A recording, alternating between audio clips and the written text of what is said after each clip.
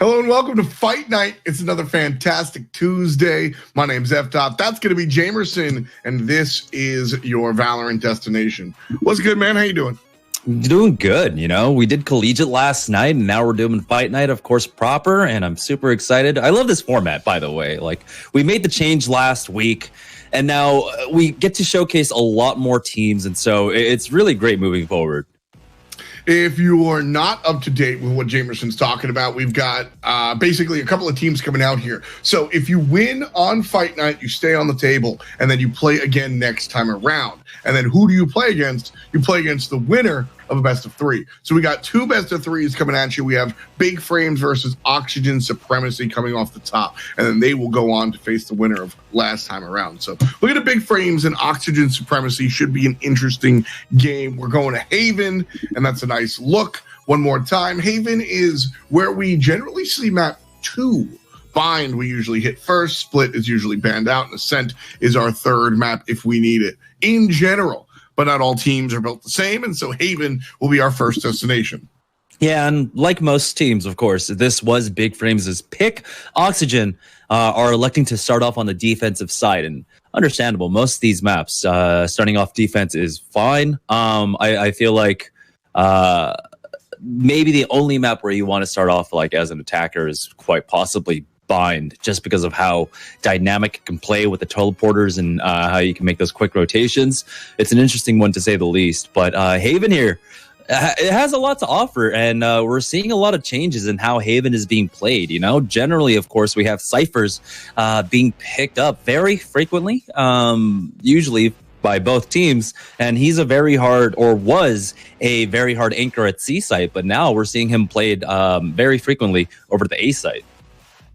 Little bit of a turnaround, and I think that has to do with the amount of times that people will opt for A and C. I used to jump in here and be like, C is where you're going to go after you get some rifles, and A is where you're going to rush with your pistols, but that's not always the case this time around. Now we see C repeatedly being rushed at earlier on because of the entrance from Garage, and A might be sometimes where you want to go with your rifles. But in general, that type of analysis is kind of yesterday's news. Like, we used to look at maps kind of single approach, and now with so many weeks, I mean, it's only going to continue. There are so many different ways to kind of play in and out of the maps on the offensive side that the defensive side has to change as well.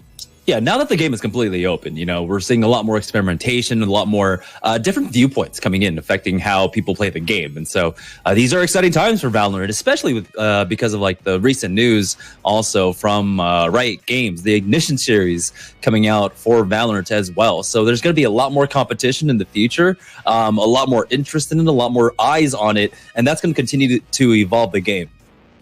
Got to keep eyes on what's going on with the Valorant scene because it's so sporadic, it's so out there. Tournaments kind of happening here and there, and it's hard to keep up to date with everything. That's what Juke comes in mind for. You can show up on Juke and see all the esports tournaments up and down. And of course, we're here every Tuesday. The college scene shows up every Monday as well, so you want to catch that for sure. Game coming at you pretty soon, and when we look at Haven, you talked a little bit about switching the Cypher from C, and now he's kind of carrying over to A. What else? What other changes have we seen here as Haven kind of gets played more and more? We've also been seeing some Omen play on Haven. We didn't get to see it yesterday. I think we only saw Haven the one time, but Omen, I feel like, will be played. Of course, a lot of teams picking that up. And it honestly does allow for a very dynamic kind of team composition. It depends on, of course, who's on the team and what they're most comfortable with. But we can easily see, you know, triple entry or like triple duelist compositions or double duelist and like Sova Cypher comps. So again, these are really exciting times. I don't know what to expect because teams are just throwing everything at us right now. Yeah, it's pretty nuts. One thing that we can expect composition-wise, we've seen Cypher, I think, on almost every single team. Camera is just, it's just that strong. Perhaps the tripwires are even stronger than the cameras. With that in mind, though, Sage, almost every squad. Teams, particularly the higher-end teams, have been walking it back. We haven't seen her every time. Yeah, she's seeing less usage. Of course, she's received a lot of nerfs, right? Particularly to her barrier wall. It now only lasts what 30 seconds from down for 45. Its HP has gone down from a lot to 800. They even made the change where you can like knife it, so it goes down like what in 4 swipes now. Just a lot of things. And the biggest one, though, to the change to the wall was, I think, the distance that you could place it. You used to be able to hide around the corner and kind of pop it down long ways. I'm thinking particularly long C. Now you have to really put yourself in harm's way to get that wall out. It has the animation where it raises, where you can get shot through it a couple of times before it's fully up. It's not as easy to snap pick anymore. I used to roast you if you were last pick and didn't select the Sage in my pub games. Now, I'm probably just going to find a different reason to roast you. But I don't think you are required to have a Sage on each map. The Sage definitely was kind of like always like that 5th pick fill. It was that player, right? If you were that person that was 5th pick fill in League, or like was also that guy in Overwatch who was like, all right, guys, I guess I'll play Mercy because we have to, but please let me play like 1 round of like Genji or something, right? Like it's all very similar, just because her utility is absolutely nuts, and there's no one else who offers the ability to bring someone back into the game. I mean, that's what a lot of people were very worried about when we saw initial footage of Valorant. We saw the res coming out from Sage, and we all worried that like this was going to be a broken thing, but Riot have done a really good job of balancing her to a state where she doesn't feel absolutely necessary. She doesn't feel completely oppressive. And I think they've done a really good job on that front. I still think she is one of the more favorable champions, heroes, characters, gods, legends. Well, what's the term that we use here? Agents. Got there eventually. Realistically, when I look at her, I do think that she's just mad strong, because overall the balance level of Valorant is such that the power level is very close to the ground. Let's take Reyna out of the conversation real quick. When we look at most characters, Breach, Brimstone, etc., you got a couple of smoke grenades and then maybe a Molotov, right? They might dress up the fiction a little bit, right? But realistically, that's what you have. And then you see Sage come out, and Wall is very different than what you get with respect to a smoke nade or whatnot. It's a different world when you're coming out with the Sage. So people are walking it back, and I had already asked a couple of weeks ago if we would see a Sage every game, because I started to question it. But at the end of the day, I think that Wall, especially if used towards the end of the round, can just be so successful. Yeah, I think one of the great things is just that the Wall now is so much easier to break. It used to be like your full team had to like fire a clip into it, right?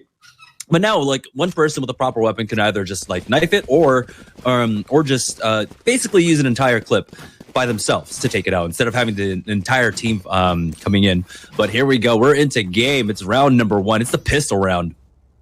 KP, I thought he was going to push up all the way down there, because being aggressive here is sometimes the choice. But pistol round is very tough for the defensive end to be aggressive, because pistol round, you're expecting the onslaught here to come in fully clumped, right? All 5 players usually.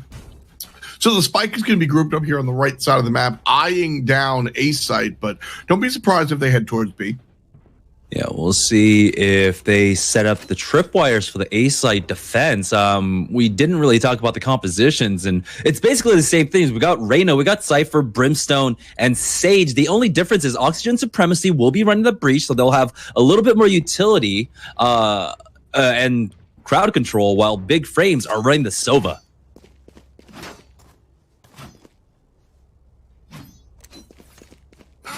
Spread out here, and we're gonna get going. Camera placed down, see the enemies coming down long, and all of a sudden that's the information KP wanted. Players making the rotation, 2 from the back end, and 2 thinking about making the aggressive rotation via the flank. One gets caught out and wins some, the first on the site. Yeah, that's what I'm saying. I don't understand why the tripwires weren't set up for them at that point. That's the reason why you have the anchor by himself over there. He's able to slow that down just enough, delay it, to make the rotation easier for the defense. I guess, I mean, looking at it, I don't think he actually purchased any tripwires A little bit of a ghost, so it was just the classic and the armor. Still decided not to go for the utility, I suppose. DSK gonna fire a flash through the right side, get taken down through the left, and Big Frames start off a big round one. Flawless, no deaths at the start. Yeah, again, I'm I'm just really confused why you wouldn't buy that utility at all. Again, we know that when you're playing that Cypher, end of the round, if you want to try and save some money, you just go ahead and pick up your tripwires, pick up your camera, and you can go ahead and carry that into the next round. And so for the simple fact that he was also running a classic, meaning he didn't buy a pistol of his own, meant that he had the money. So I don't know if they were just trying to play super eco, but it blows my mind. Wrong choice, I think we can say. A lot of times players' choices are, contextual or dependent on a different variable. I think that was just up and down the wrong choice, because like you said, if he had opted for a different weapon, if I saw him holding a ghost, I think it'd be a lot different. But instead opted for the classic, and yeah.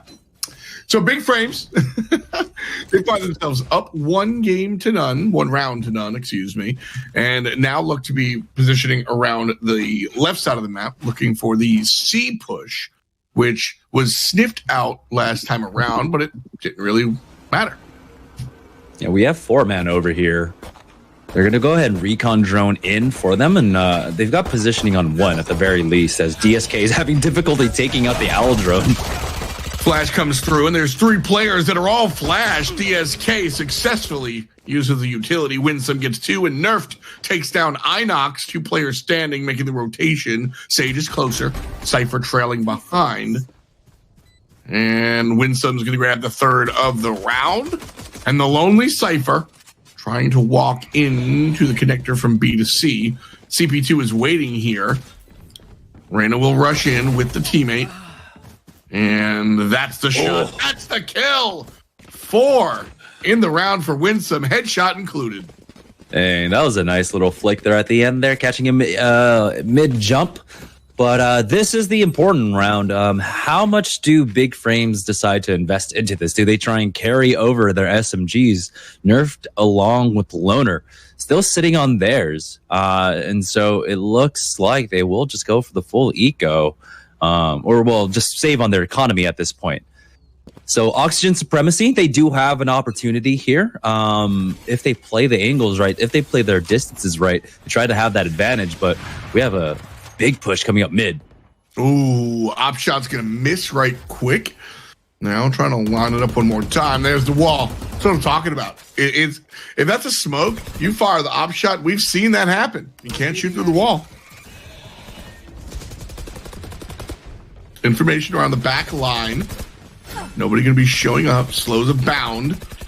Enemy team going to be filtering in from the backside of B, but Big Frames already on site, already spike planted, already in position, already ready to go. Jerk takes down Winsome. That was the big performer of both rounds 1 and 2. Oxygen Supremacy now significantly on the site. Remember, the Big Frames have to play it careful to retake. Oh, they had the spike too. There we go. Nice push coming out from them. It wasn't enough map control coming out from Oxygen Supremacy there, but it looks like DSK will be able to finish that off. I like how they tried to play that post plant, but it felt a little awkward. I don't know if they just didn't have as much utility to use there, but there you go. They're able to secure that operator into this round, and so that's going to be a huge pickup for them. Also, their first round on the board. But because it went so back and forth right there, yeah, looking at the guns of Oxygen Supremacy, despite that round win, they took heavy losses to secure that. And so we're seeing a lot of Bulldogs coming out from them. The Bulldog. Good old Bulldog. When do you go Bulldog over SMG? Honestly, I've been trying just always running the Bulldog lately, just to see how I feel about it and try to get better with it, because I think there is a lot of potential for it. Generally, though, burst is nice. It really is. It really is. But generally, if I'm gonna try and save some money, it's always just gonna be continuing to stick with like the SMGs. An interesting choice here for the Bulldoggy. Big frames. Busting onto the site. Loner and Nerfed will show up. But there's the Sage from up top. Randy Savage with eyes on the prize. FXD gets the second one and dies right after that. DSK able to answer back. No one alive. And this should be an easy defuse. Gonna grab the weaponry first, and we're tied at 2. Yeah, so right now, I do appreciate the ability of big frames to get on the site. This is 4 rounds in a row where they've been able to just do what they want, right? They've dictated a lot of the pace of the early game, but it looks like Oxygen Supremacy are very confident in their retake now. That's 2 for 2. Once they've had guns, and they've been on pretty much equal footing, where they've been able to come in for the retake quite well. Again, though, heavy losses. Another round where both teams basically lost max players, and so Oxygen Supremacy still not sitting on like full strength right now. This is an interesting peak coming out from Enox, and he might not like what he's going to see on the other side. Oh, I was just about to say I hate it, but he walks up and he gets something for it. 1 down already.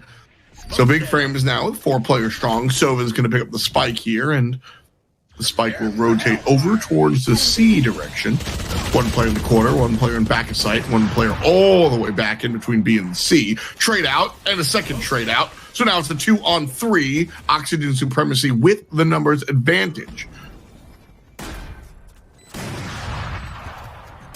This will be another spike plant for them, but yeah, this retake should be much easier this time around for Oxygen Supremacy, who are sitting at full HP on all 3 characters. They're going to go ahead and use that Brimstone ulti just to try and slow them down, and almost caught 2 of them. Would have liked to see that spread out a little bit, but I love this. Nerfed and teammate looking for the double peaks. And, okay, maybe I spoke too soon. Nerf baits his teammate and gets 1 kill. Loses the second. And Oxygen Supremacy were already defusing. Yeah, like I said, I'm loving how decisive big frames are in their pushes. A lot of teams we see, especially when they don't have the side pick, end up being very, I would say, disjointed and indecisive with how they want to make pushes here, particularly on Haven. But again, on the opposite end, though, Oxygen Supremacy on their defense, their retakes have looked some of the most coordinated I've seen so far here in Fight Night. Yeah, for real. Big Frames kind of left things open there in round 3, and Oxygen Supremacy showed us a very coordinated approach, and they were able to do it. Nerf loses the fight. Good job there. Or excuse me, Inox does. Nerfed on the good side, but Inox will be rezzed up. DSK taken down by Randy Savage across the map. Over at Long C, Jerk is able to deal 1, and CP2 across the map takes care of 1. And a trade out for a trade out for a third trade out. And again, we find ourselves with a 3-on-3. Yeah, and a lot's gotten invested into this round as well, as we've got the Cypher ultimate being used along with that Raise Res by Oxygen Supremacy here. Nice smoke offs, but they are going to get slowed down by the Cypher cage. Still, this is absolutely the play. Spike should be down here. There it is. And the rotation from Oxygen Supremacy, 2 players strong. Nerfed is going to molly out this direction. I know exactly where you are. Right. And has eyes on the prize. And both Cyphers committing their ultimates into this one now. They've got another 20 seconds to work with here on the retake, but it's so difficult. The molly should help them out, but I don't know if it flushes anyone out from that angle. Not quite. Oh, that was a hot shot from CP2. Long range. Quick flick. Down goes Jerk. In the heaven spot. He's just going to fall back and try to save this. They're on the hunt for him because they understand that he's got the operator here and they want to try and get it out of his hands. But it looks like he will be able to save this. Oh, he's going to peek him on the other side. Get maybe revenge. No! Oh, no. Oh, no! Inox wants that one back. That's... He was killed twice by Nerfed in this round. That's the dieback, and that was like the ultimate disrespect dieback. That one hurts. Yeah, that one hurts. So an interesting look here is that That doesn't work the way I think it works. So sometimes you see a player will kind of keep two weapons next to them so they don't have to reload. It almost looked like they brought a shorty and the sheriff, but I think you can only toss one weapon on the ground before it like despawns, right? Not entirely too sure how that one works. Don't really get to have that much of an economy to use that, but nice shorty play from Jerk as he instantly is able to pick up the Vandals. So already $200 value, but never mind. CP2 on the opposite side. Yeah, he just doing it. And CP2, we've seen him before on our stage. And they are certainly doing it. This Oxygen Supremacy team, they were called something different last time around. Nerfed, taking down KP and Inox. And just like that, the attackers find another victory, 4-3.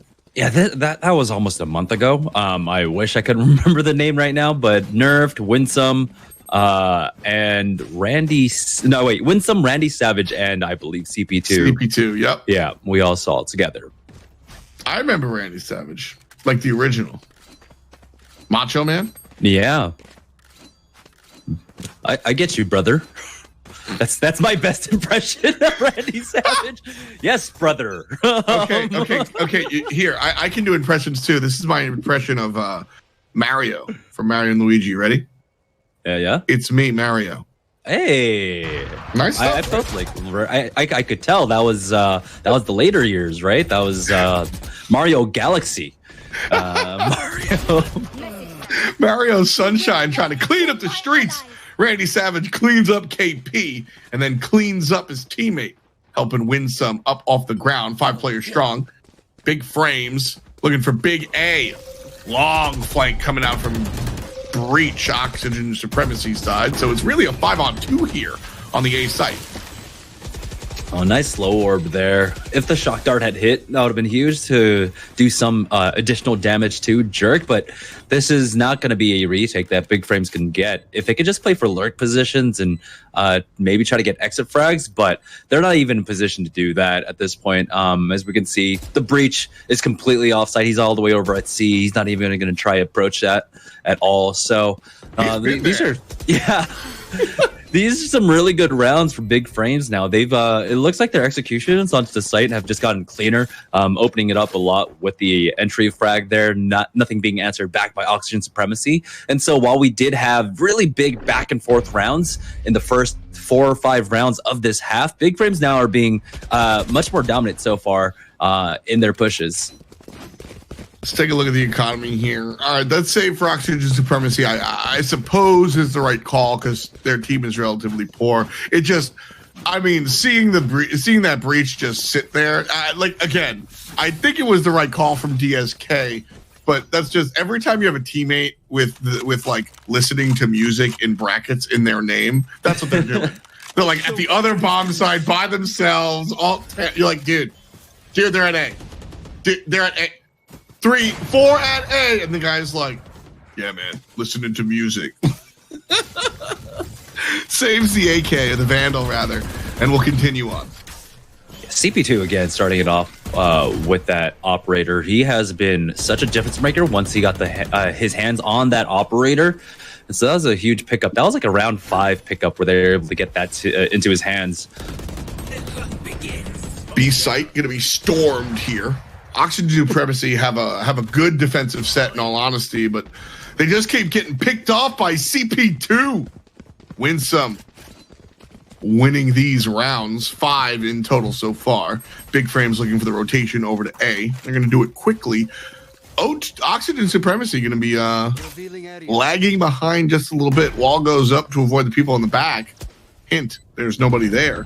But the safety is a good look from Big Frames. 2 people will rotate. Make that 1. Nerfed already cut down fade. Yeah, that recon bolt making it very easy for them to understand which angles they're going to push in from, because of the fact that they had that Big Frames, of course, rotated through short, through long A. They understood that they can only come in from defender spawn, right? With the recon bolt up in heaven, they know that only the spawn connector there is where they're going to be able to come from, so they just hard hold that angle, take him out, and this is going to be another dominant round in a row for Big Frames. If they could get this DSK down, it would be huge, but it looks like that's not going to be the case. One more time, and DSK with the gold hold. An interesting look, though. I mean, I feel like this might be an opportunity where you try and change some things up. So playing for mid isn't working out just for the simple fact that CP2 exists, right? Currently with that operator, and he hasn't lost the duel quite yet. If you still have the confidence and you think you can win that, sure. But it looks like they are going to go ahead and give that up, and they're just going to kind of play that standard where they have their Sage just throw up the wall and not contest at all. CP2 can turn the corner. Jerk! Takes down 2. Nerf puts him down, but it's a 2-for-1. He's a jerk. And they get CP2 out of that along with their Sage. So even if there was an opportunity to try to get the res, they're not going to be able to. So that's huge at all. So now Big Frame's finally playing behind it. Still, though, it is a 3v4, so it's not completely out of the question. Right now, though, it's about being able to figure out where they want to push. And it looks like it is going to be the A push. The Cypher player from Oxygen Supremacy just got off the camera here. So they have a slight window to try and get in.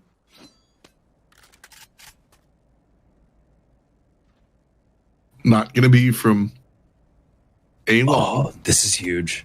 Yeah. He didn't see them on the camera. They didn't shoot out the camera. But he didn't shoot out the player either. 2 players on site. Loner goes down. KP successfully there. The spike is planted. KP still up there. Has recently come on down. Will be closer to win some. In this smoke, in the hallway. He sees the tracer shot. Oh, 1 down. There's the invisibility. He's going to go right around the ball. Shows up, gets down.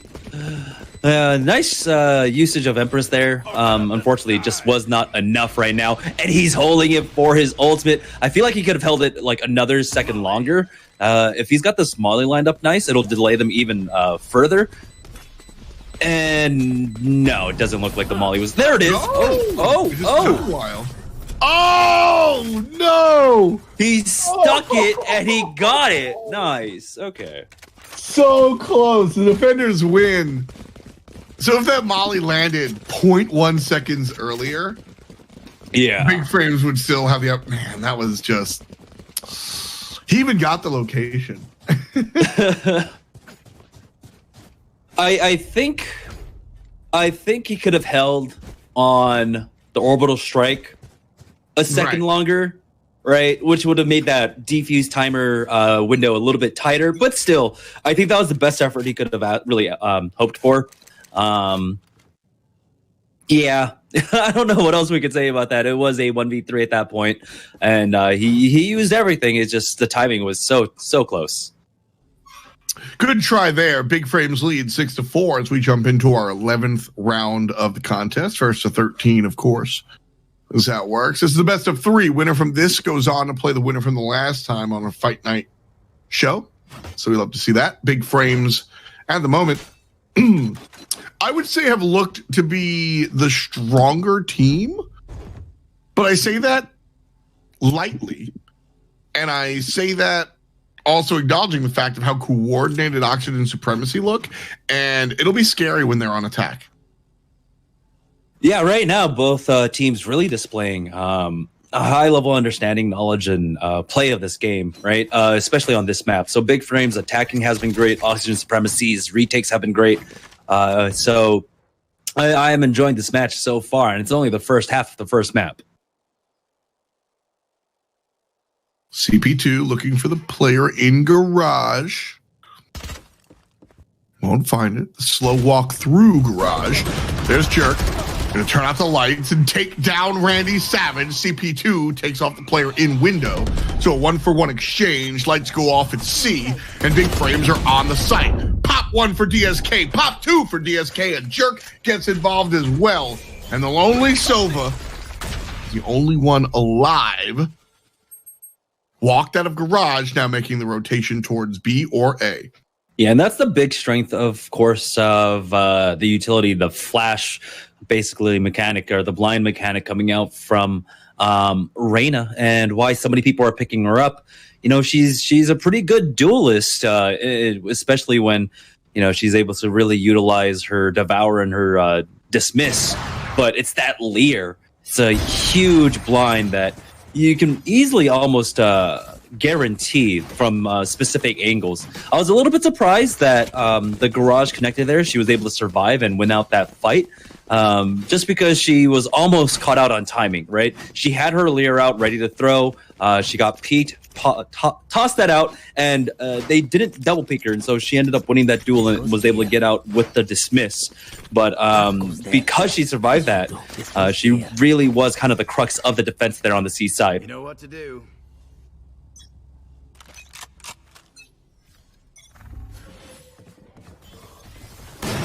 So now going into the final round of the half, KP. Again, it's KP this time picking up that operator, takes out one for the attack. And so it looks like Oxygen Supremacy have the opportunity to tie this up 6-6. Inox starts it off with the aggressive defensive push, going all the way up into a window and then taking the player out to the right. Nerfed and teammate are here with the spike on A. Only one defender. One defender on the flank and two defenders all the way on C. So Big Frames have an invite to the A site. Two players are here, one up high, and the second going up high as well. Spike will be planted after the orbital strike. There it is. The orbital strike did give enough time for Oxygen Supremacy to show up in droves. A 5-on-3, a 5-on-4. And it's going to be an even match here, 2-on-1. Big Frames with the numbers advantage thanks to win some. Ha ha! He ain't lose some. Number 7 for Big Frames. We have to remember that this was Big Frame's pick. I believe Oxygen Supremacy decided to go on the defense first. And even though we know that, we have to really commend the Big Frames having a really good attacking side there. 7 rounds that they were able to get. And so this defense, this is where it's going to be an uphill battle for Oxygen Supremacy, I believe. You know, most teams are a little bit more practiced end of the day. End of the day for what is it? For really how, yeah, a lot more teams are coordinated for their defense here, particularly on this map. Oxygen Supremacy, not quite down, but not out. I mean, they're down 2. They've been consistently down 2. Every time Big Frames tries to make like a 3-round burst here, you see the return from Oxygen Supremacy. That said, Big Frames working out well. Win some are likely the top frag. We'll see after this round. Fade, blocking off the back entrance to C. The only way in would be long and garage, and that's where Randy Savage is going to find their kill. Oh, Fade finds another. Wow. Winsom's able to pick one off, gets a heal, run away. Randy Savage takes down DSK. Winsome, another 3-piece. Let's take a look at the total amount of kills for the Reyna player. Where are you? 14, not even number 1. Yeah, Nerf has been doing a solid job this entire time. Right there in that pistol round, we got to see how strong Reyna is in the initial pistol round, right? You can commit into something like, of course, the Ghost or even a Sheriff if you want to in that pistol round, just for the simple fact that if you are confident in your shot and you get that first frag, all of a sudden you also have the overheal coming in. And so you got basically armor in the pistol round. And you're able to really snowball that round off of that. So huge pickup coming in from them. Pistols are out still. And Jerk's going to take down CP2. Heals off the eyeball, but I believe there was a player in B that saw it. Yeah, you can see. I think that's a breach on the backside. Brimstone's going to show up, as well as Sage and Cypher lagging behind. Mid is smoked. Winsome waiting for the player to walk to the right side. Won't find anybody. And the spike still casually placed towards B. Not down just yet. I love that play coming out from Oxygen Supremacy there. So they actually end up sending their Cypher over to short A to bait out the rotation from Big Frame. So he takes out one of the Cypher tripwires there, but it wasn't enough of a bait as Winsome and nerfed. Wow, Winsome went all the way till they ran out of bullets, reloaded, and then nerfed came through with the follow-up. That's, whew. We've seen teams both on Fight Night, if you've been watching the scene, other tournaments as well. Listen, sometimes you get the LeBron teams where this guy's just that good and the teams try to follow suit. But what I find to be the most effective is when you have two of those guys. And watching Winsome and Nerf kind of do this thing, and all the players are playing well. CP2 with the long-range op play, Randy Savage trying to follow up and provide everything. But these two are the guys, and it's really fun to watch. I honestly thought Oxygen Supremacy had that round. They baited out a rotation really hard, where two members pulled off of B side and went all the way back to A side. Nerfed, very aggressive push up mid, gets that first pick.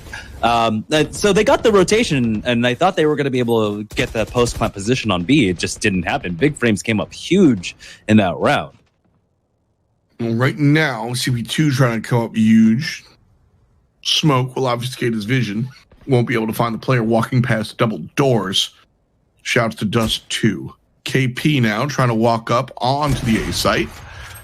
Walks away from it. Spike picked up. And a kill picked up here by CP2. Trying to see if anybody else is out there. Finds one, has info, waiting for it. Oh! Through the smoke, through the door, through it all. Just takes down Inox. CP2, his scoreline doesn't reflect it, but he was highly impactful on their attacking side. Put a big stop to Oxygen Supremacy's defense, I would say, for 2-3 rounds in a row. And despite kind of falling off toward the latter half of the first half of their attacking side, you can't. It's understated how important winning those rounds were in terms of economy and stuff like that. So this is another moment where in the mid game of the half, he's being highly impactful, and he's going to be helping immensely in their economy game for the next few rounds with those picks. Dedicated op player, clearly. He's been playing the op on this team and just absolutely tearing it up. That kill right there, one on the outside. I gotta highlight it again. So he gets the information from the recon dart, right? And the X-ray goes away, but he sees the direction that the player is walking, understands how fast the player model can move while walking. And I don't want to even say guess. He used all the knowledge to understand where the player was. And then, like I said, through a wall, through a smoke, just dinks him like that. Really, really impressive. And that's the type of stuff that you have to do if you're going to be an op player. They look at, dedicated op. Yeah, man, it's a one-hit kill. But it's about finding those spots. Nice boost here on C. Oh, he took a lot of damage there, though, but he does have the healing coming out from that stage. Only topped off to 83. He's going to really want to be able to get that devour, and there it is. The first one comes out, but he actually uses it to dismiss, and that's actually pretty good because he was blinded there the entire time. I'm going to go ahead and pop that Empress for this. There's one shot on the right side. Winsome's got help from Loner. All of a sudden, Winsome is able to find one himself, and Nerfed shows up as well. Up top, that's Loner. And 4 players standing up. It's 11-5 for BF. And that was a pretty impressive play coming out from Big Frames there with that boost, getting over the angle. Actually being able to survive that was a pretty big thing. Pop the heal super early on as well. They were ready for that push. Really great hold coming out from Big Frames, and Oxygen Supremacy have not been able to get anything going here on their attacking side. So they're going to try again here. Spike one more time, left at base, and look for the default play. Trade out down long. CP2 finds one again. As usual, get used to it. The op in the hands of this player is disgusting. And he's just going to keep doing it. It's a 4-on-3.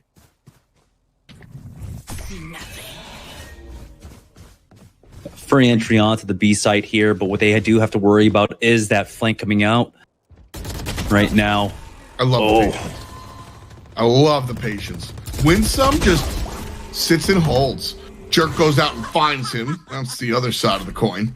So 2 kills for Oxygen Supremacy, 2 players for Oxygen Supremacy, and 2 opponents for them as well. I like this call from Oxygen Supremacy to pull off from that. But CP2, the hunter, he is on the hunt. Was able to hear them out now. Oh, stopping the plant for now. He missed. Gotcha. Sonar radar. Sonar. There it is. Nerf is able to grab up Jerk. DSK puts down Nerf. The information is gathered. Slow walk, fast walk. CP2! Defenders win. We're on game point. Dang, he just pops him there. And that was great play both from the Brimstone along with the Sova, right? Brim opens up, basically throwing that orbital strike, pulls him off of, it does two things. It pulls him off of the plant and also allows him an entry onto the site where he uses that as an opening and gets that first frag. And so it brings it down to a 2v1, which of course gets equaled out. But then just the way the Cypher played that entire round, it was so perfect. Here though, Big Frames, 7 rounds up, and they're looking to close this out. CP2 gonna use the drone, find some, win some, and Randy, both combined for 2. See you later, Fade and Inox. I like this trade too. So Sage went out and looked for the pick, got one, and then immediately gave CP2 the op because he's the op player. Oh, the miss! Maybe he shouldn't have it. No, I'm totally kidding. He's been insane. But he'll have a second chance here with the rifler. Nerfed, on the other hand, trying to fight in the mid and will fail. Oh, wow. Randy Savage finds another one, and now it's all down to the last 2. V2 now.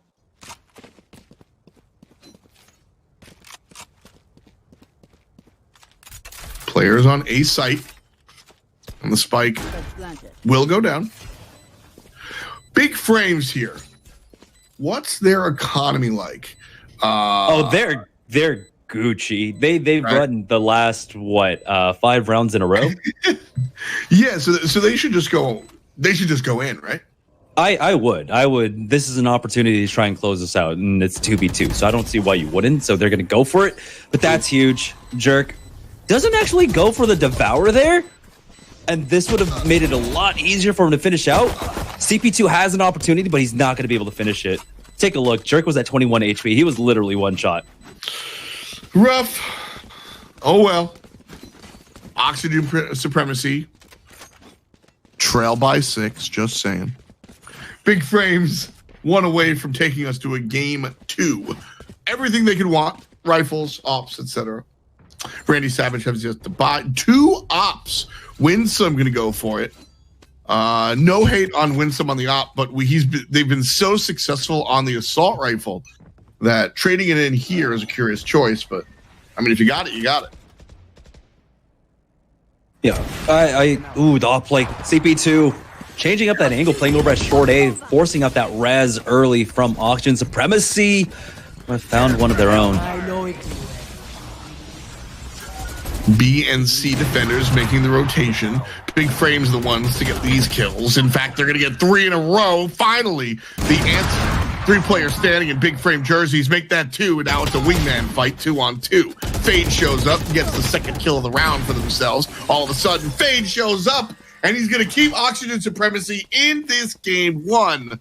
Big plays from the Sage. Oh, and he wasn't able to save that operator. He was so close. He was half a second away from it there.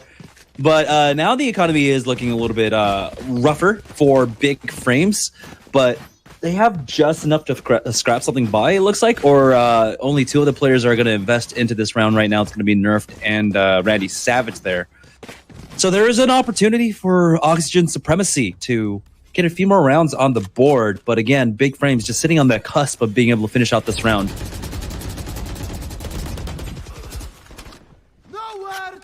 Jerk through the wall. An interesting start here. Big Frames losing their momentum as Jerk grabs another one. Winsome has been very impactful for this squad. Bomb going to be planted down over at B, and so spiked for sure. But again, big prowess coming out from Oxygen Supremacy. The one lone remaining player, Randy Savage, has to fight against 4. Do you save? At this point, I think you just try to go for it because they didn't invest too much into that round. So doing economic damage is a lot more important. They're going to be able to have full buys, I believe. There we go. Never mind. It's going to be another eco round for Big Frames. And so we've got the Sheriff coming out along with a few ghosts. They want a full buy next round. You can look at their money right here. They want to buy rifles and armor and utility and win the game. So expect next round to be not the teams don't take rounds off. I'm not saying that, Jamerson, but like I think next round we're going to see the full, you know, the full force of what Big Frames can do. Nice shot from Onyx. Yeah, they need to close this out and close this out soon now, as the momentum is getting away from them at this point. Winsome not able to win that duel as he backs away. So now it's all up to Nerfed here. See what kind of damage he can do. With the investment into this round, they didn't do enough economic damage to Oxygen Supremacy at this point, and so he needs to get 1 or 2 more picks before this round ends. And this might be it. Oh, nope. Not quite. What is that steampunk Sheriff skin? It looks like it came out of Warehouse 13. All of these skins are just so good. I absolutely love them. That's funny. Do you because you are a Counter-Strike guy. You're not like one of these League Overwatch guys originally, right? Well, I mean, I played all games. Sure, I followed all of those teams heavily. So like I played them all, but I definitely like some games are more my style. I've always been more CS, and I have not liked much of these skins. I will say I love the hatchet, and I'm upset that I don't have it. But CP2, the no skin, shows up, misses the shot out of the op. Recon bolt destroyed. And so a little bit of information garnered from Big Frames here as Oxygen Supremacy makes their push again, but they'll retreat.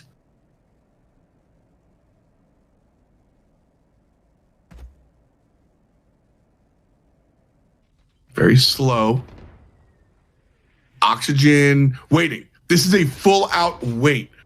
Are they waiting for... It'll take about 45 to really get from spawn to a site and plant. But the thing is, Big Frames are still spread. I mean... It looks like they're trying to play a little bit default there. Now trying to wait for something. Okay, so they baited out that recon, and now they've got 3-man on A here for Big Frames. Almost working out for them. Again, doing a really good job of avoiding a lot of this info gathering coming out from Big Frames. And so this hit onto the B site can be huge, but there's a tripwire to work with. 30 seconds is the call. They're going to push all onto B. 3 members rotating from A, 1 from C. And just like that, we've got a trade. It's a 4-on-4. The ultimate out of Brimstone is going to block off the rotation from the A site. Players trying to walk through the smoke. Jerk puts down Randy Savage. Walks onto the site one more time. Jerk hiding in the back. Big Frames takes down Spike Killer. There's 6 seconds. Spike can go down in this time. Inox gets the kills. Jerk gets the plant. And there's 1 remaining player. Loner gets 1. Loner gets 2. Brimstone is alive. It's a 1v1. The information is in the hands of Big Frames. 1 round away. This is what they need to take the game. Fake defuse. Going around left. Players in the middle. Information not held by Big Frames any longer. There's the peak. There's the shot. There's the game. Loner and Big Frames take game 1. Huge play coming out from Loner there. Really woke up on this half for his team, able to finally clutch it out. Now they get that first map win. Do Big Frames into this best of 3, but that was incredible. That retake was honestly very scary for Big Frames there, especially when we had that collat coming out from Inox, and that almost clinched the round for them. Yeah, that was back and forth for sure. With 6 seconds on the clock, Big Frames had to feel good with the spike not planted. Then all of a sudden, the spike goes down to the last second. 2 players get colladed with 1 bullet. And then Loner shows up and goes, nah, man, I got it. Easy for Finch. And he shows up and does it. So a nice look there from Loner, the Cypher player. And Big Frames are up 1-0 here in our best of 3. I did like how Oxygen Supremacy played that round, though. It was a lot of mind games taking place there, and that's kind of what you see with more practiced teams, right? Having that kind of that will, that kind of ability to not pull the trigger like way too early. They were waiting out all the abilities. They were kind of trying to play a little bit contact there when they made that push for B. And so I like that approach, and I think it was a really nice take. Look at the timers too. When players and teams do these kind of like weird hold, halt, extended plays, look to see what the timer says. When you see the move at 45, when you see the move in at 30 seconds, that tells you that those are very specific. That's pre-planned. They're not just kind of, all right, guys, let's wait. I feel like we can go. They have an idea of how long it takes to get from point A to point B, quite literally point B this time around, and was able to move and do successful stuff. Ascent, though, is our map 2. Jamerson, you expecting the same? Ascent again. I don't know exactly how it plays out with it being the latest map, with a lot of teams kind of avoiding Ascent, and we haven't been able to see it as well just the one time last week so far. So I don't know what to expect. Of course, though, I think Reyna will be, of course, the queen to be pulled out for this one. A lot of duelists now, I think, are really putting her to good use. And we thought she was going to be an entry that's like very feast or famine, but she again rides that middle line between being a duelist and being utility. Just with how strong her lair is. Yeah, Lear is just one of the strongest abilities I've seen in a shooter. I mean, it is a flash that doesn't affect your teammates, that can go through walls, that requires it to be shot, so you could double peek by yourself.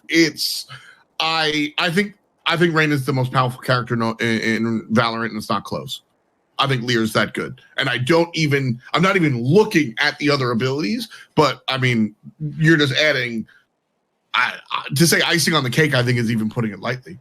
Yeah, no, she's it's the only kind of like blind that doesn't have a detrimental effect to your team, right?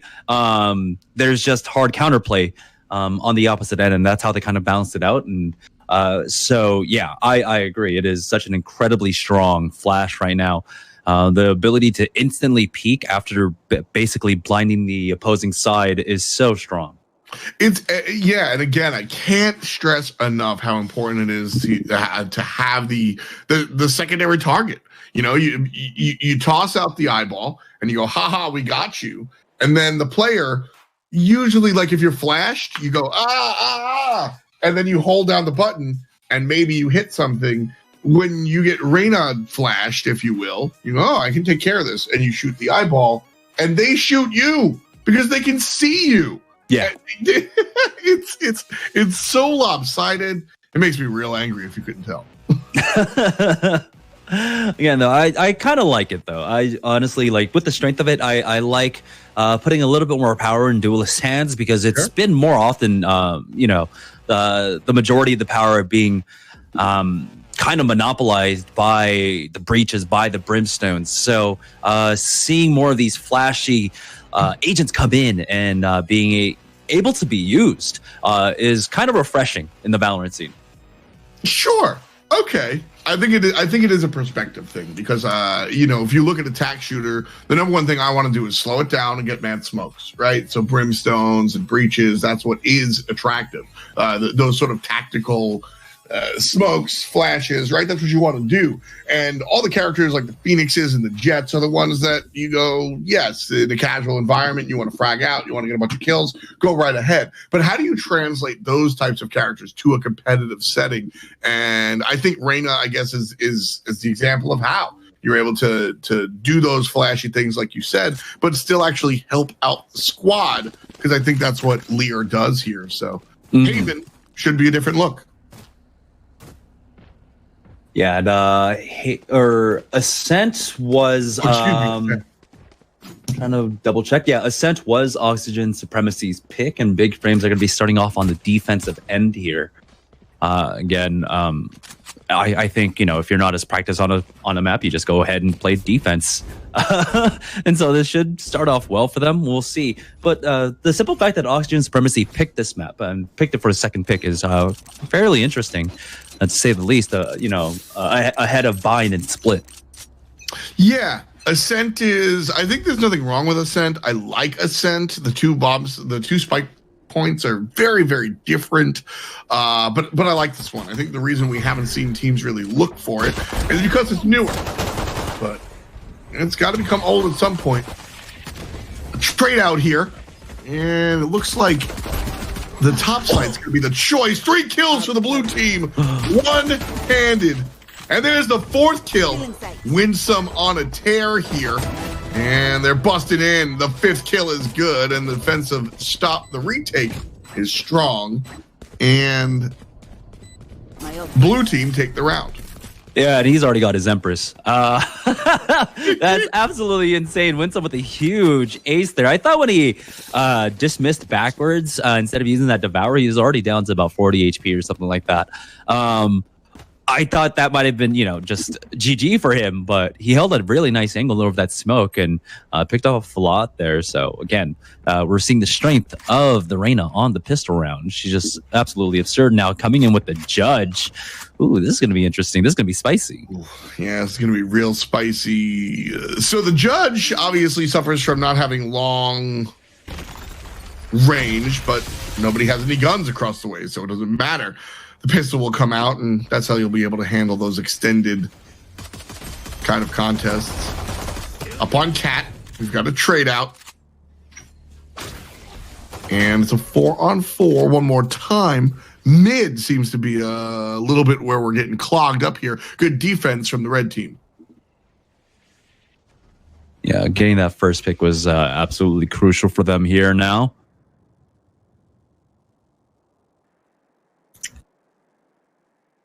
Still pushing. And there's a cut down. Blue team has 4 players. Oxygen Supremacy has 3. Spike in the hands and ready to go. Under a minute on the clock. And B site for the first time. KP is here on site. Player is going to rotate. Looks to the right. And can't get the shot. Defenders win. Big frames up 2-0. Yeah, and that's just, of course, that eco round for Oxygen Supremacy, not able to really find anything. They got that initial frag onto Winsome, which was a huge W, I would say. But then from there, slowed it down. I don't think they were able to recover his weapon. Ooh, we got early operators coming out, double operator. And this is one of those maps where we do kind of see that a bit more frequently. Yes, mid is a huge deal. You're going to look for this mid control with your ops. Over here at A, through this odd sort of courtyard alleyway, not the greatest situation for ops, but right here. Ooh, Winsome. A little slow on the trigger pull there, and so he'll fall all the way back. Nerfed, waiting up at B.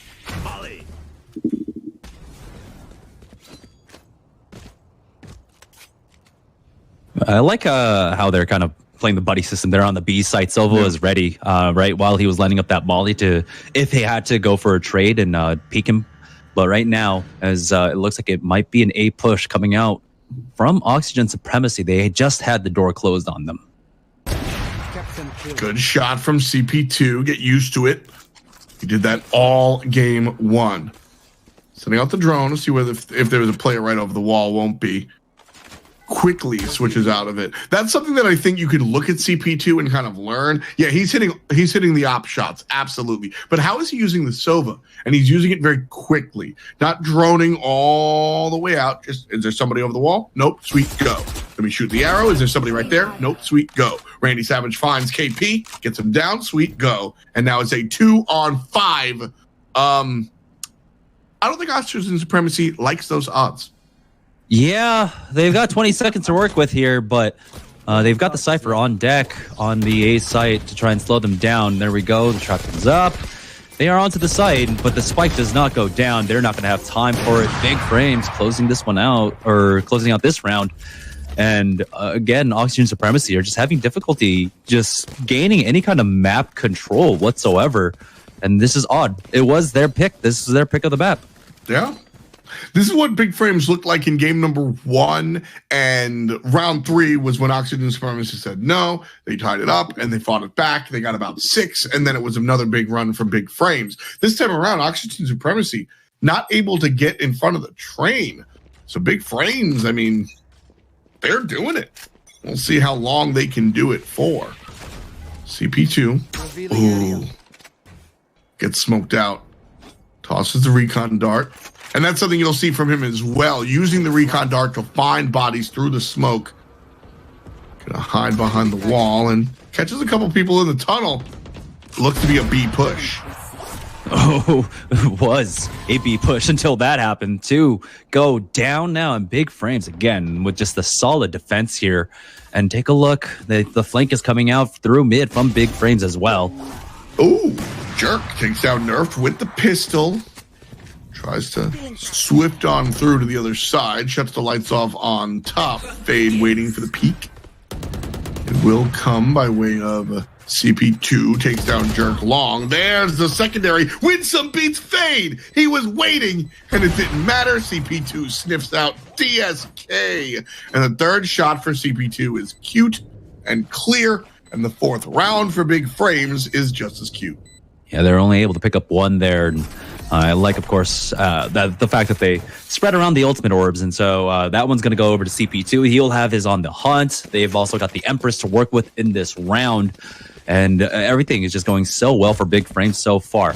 Oxygen Supremacy, though, they will be able to buy into this round, and we'll see what they can do with it. Again, that mid control very lacking. They're early, as we talked about. Double operator setup coming out from Big Frames has allowed them to basically just control the majority of the map. There's been almost no presence whatsoever for mid coming out from the attacking side. Not at all.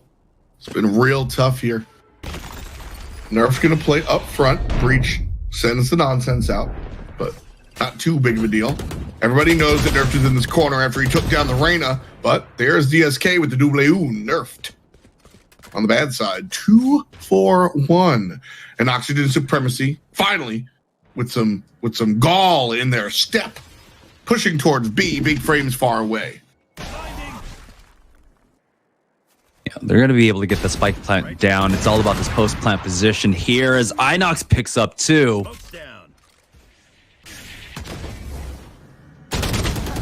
Another shot for Inox. Attackers are able to take their first round.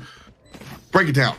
Yeah, I'm a little bit surprised about how Big Frames ended up playing that after they lost their first two. So they ended up keeping Winsome over at A site, which I think A side is just easier to play with the Cypher. Instead, rotated Cypher Sage over to B, who got caught out over at mid. I think that was a little bit odd. I think it would have been better if Winsome had tried to go for that B instead.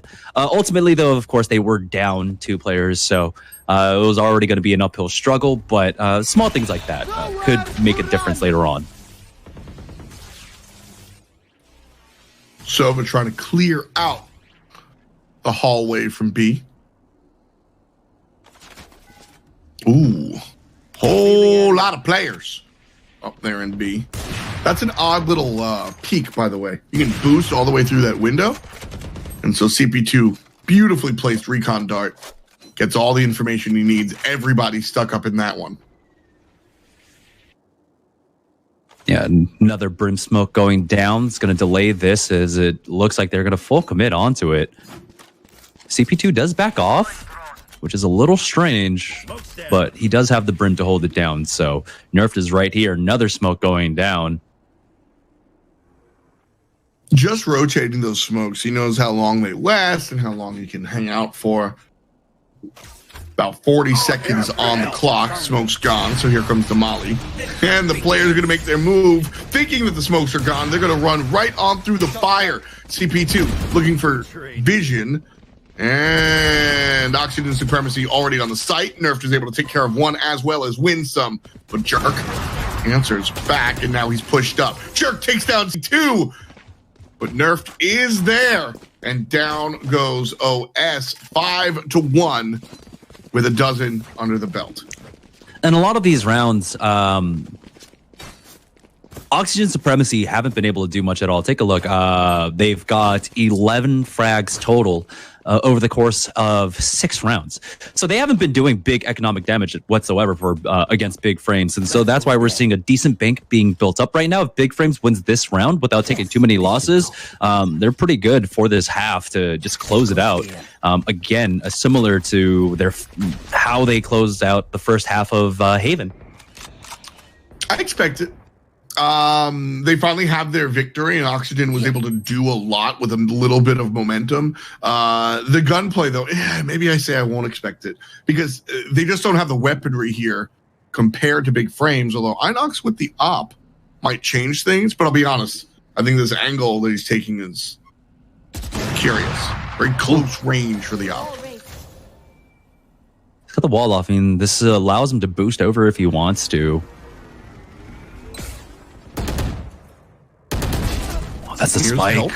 Oh, that's a bad spot for the spike to be down. All the way down here. Oh, no. On the metal. And the shot from behind. Jerk gets him. Yeah, that dismiss doesn't last as long as you think there. That felt like an eternity. I was watching him just like run away, and I was like, yeah, you're not making it behind cover with that. And so yeah, it's just a trade 1-for-1. They do have the res, though. I don't know if he's really in a resable position. Oh, that's a huge pickup, though. Cage triggered. There's a flash through a wall. We're at B side here. DSK walking around trying to find somebody. Here is the blue player, Sage, I believe, and I think it might be frozen. There we go. Oh. All right. The kills! Oxygen Supremacy still have the spike. There's another one coming from the blue team. And a third for the same player. Information is given. Can't find the fourth. Oxygen Supremacy do get that second round. All right, there we go. They desperately need that right now. If they can get one more round win here, Oxygen Supremacy, this will basically almost break the bank of Big Frames. As yeah, take a look at that money situation. Winsome spends all of his. CP2 has to, of course, invest into another operator. So yeah, Oxygen Supremacy need to win this round to have a chance at stringing together like 2 or 3 more in a row. Whoa. One of those players is Knife Glows. I guess it's like a level up skin like they have with the Prime skins. It's interesting. I didn't know that. It's like a taser knife. Oh, Winsome. Where'd that come from? Oh. It's a very aggressive angle. Push up through mid, yeah. You will not kill my allies. Another B push here. Jerk gonna turn out the lights. Where did that tripwire come from? All right. Players are here. Loner and Nerfed. Each a kill apiece. 3 players left from Oxygen Supremacy, but the spike is in a terrible spot. The worst spot. An awful spot. The spot you don't want to see. Yeah, it's almost... Oh, wow. Almost unrecoverable at this point. Oxygen Supremacy need to back off, but really, really good stuff coming out from Big Frames. They're making it impossible for them to back away. What I was saying at the beginning of this round, you know, Oxygen Supremacy needed to win this to try and break the economy and string together more. Big Frames have done basically the same thing to Oxygen Supremacy now. Take a look. Their round loss bonus is going to be absolutely reset here. We have 4 more rounds left in this half, and Big Frames are in position to take every single one. Yeah, this is in their hands for sure. In their hands for sure. 8 rounds in. Oxygen Supremacy only own 2 of them. And their team has performed admirably in the first game. Here in game number 2, a little bit left to be desired. Fade, no kills. KP, only 2 for the 7 deaths. While Winsome, a dozen kills. And CP2, a kill for every round we've played. I honestly think this is just the map for Reyna. The angles that she's allowed to play, and especially play around dismiss if she does find a pick, makes it incredibly strong for her to be able to back away, hold a separate angle, and continue to just slow down a push if she so wants to. And so we're seeing Winsome being able to pull off some pretty crazy things right now. Certainly working out at the moment. Certainly working out at the moment. I'm trying to think of the other map that I like her on. I think it's it is split because you could just shut down that entire midsection with a single leer. Yeah, and that's so much control. That's largely the complaint about mid is about split is that mid control is so important. It's like we fixed mid. Oh wait, here's Reyna. Exactly. It's like, oh, so I could just turn the lights out, no problem. We do have a pause. It looks like we're waiting for a player to reconnect. Having some issues, so we'll get right back into this in just a moment. But again, this operator play coming up from CP2, both maps, both Haven. Oh, we're back into it again. But Haven and Ascent, he has been such a large factor in controlling the map with this gun. Chef's kiss, and it's. We've seen, here on Fight Night, we have various levels of play. It's a newer game for sure. We have seen a lot of players kind of opt for the op. It is a good choice. It is a strong weapon, quite obviously. But I think there's a difference between being the guy that picks up the op and being the operator player. And CP2 is absolutely the operator player. The way he finds his angles, the character selection, love what he's doing. Yeah, it's incredibly strong coming out from in there. Even though he got flashed by that breach. Winsome with this duel. Wow. Oh, goes for another peek. Yeah, these angles, right? It's almost like something about this map reminds me heavily of like laser tag. These corridors to work around with, and you just kind of like turn the next corridor, when someone winning up these huge duels. Warning. Put Qzar back in the city. It was the same. So the Qzar that we used to play, they would pump over the PA the Half-Life Deathmatch voiceover, the text speech, and rocket, rocket, rocket, rocket, rocket, rocket, rocket, like over and over again.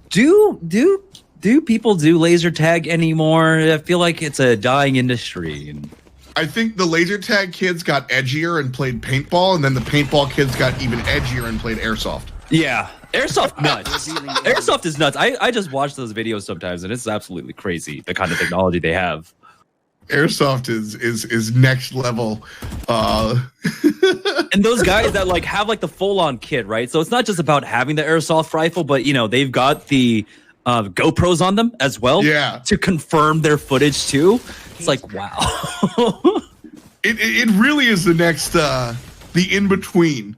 Valorant and our tac shooters are the full virtual experience for sure. Wow. And nothing virtual about this experience. Oxygen Supremacy on the wrong side of things. One player up.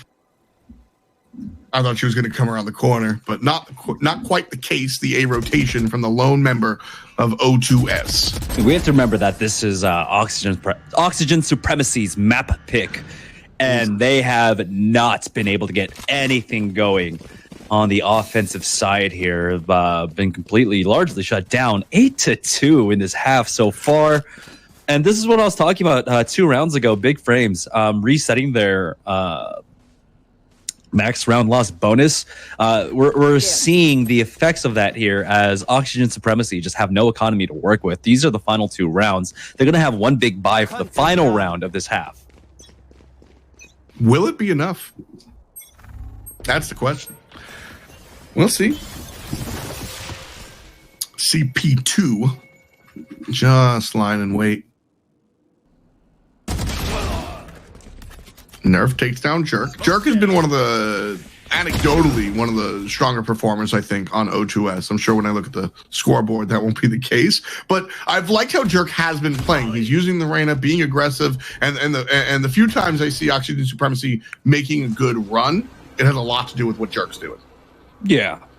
On the opposite side, though, Winsome, his control over mid, combined with CP2's operator, has been so oppressive. Yeah. CP2 long range operator here in mid, and then Winsome gets a little closer, turns off the lights, and is able to do it. I mean, easy stuff. You should be able to throw the hatchet. I'll agree. Especially for $35. CP2 gonna hold down mid here. Or the entrance to B, rather. No info. I'm still not good enough to like shock darts. I think that's how I want to phrase that sentence. Shock darts are so incredibly difficult to make use of, and I find half the time I buy 2, round 2, and then never fire them. Yeah, they're just really good for like clearing angles. Again, though, it's much better, you know, when you have a coordinated stack to play with. When you've got like a triple stack you're playing with, you know, I think that's where you find a lot of the power in it. Oh boy, he's gonna get hunted down. Okay, nice save. There we go. So he saves the sheriff, and then he's able to pick up a rifle into the next round at the very least. But this half, oh man, big frames, got big money. They can go Penta operator if they wanted to here. Will they? Probably not, but yeah, don't go Penta operator. By the way, yeah, the 5 stack, maybe in ranked right now, the queues are a little wild. But Riot did come out and say that ranked play is coming soon. So there might be some players only seem to care when they lose MMR. So we'll see if that changes. I think it will. Mid, slow walk from Oxygen Supremacy. This is the furthest as a unit they've gotten on the map. They have not gotten this far yet. Really impressive. Here's the run through B. Winsome grabs 1 and then retreats to a further behind angle. Fade is able to take him down, and it's an all-out rush to the A site. 2 players lagging behind, 2 players already in position on site. CP2 goes down, and it's a 4-on-3 at A site. Finally able to get something down. Spike plant, and it's a 3v4 retake. DSK! Nice spray transfer there. Brought down to 7 HP, but he's done it, and there we go. Fade finishes it off. And that's the way you want to do it. I mean, Fade and DSP, just mechanical right there. Yeah, I mean, I think the only thing we could say about that is just kind of wish they had done this around 6 rounds earlier, because now going into the defensive side, they're down 6 rounds. And so big frames really are at such a huge advantage. It's about winning this pistol round. If Oxygen Supremacy can win this pistol round, they have a chance in this half. But if they lose it, it's all but over.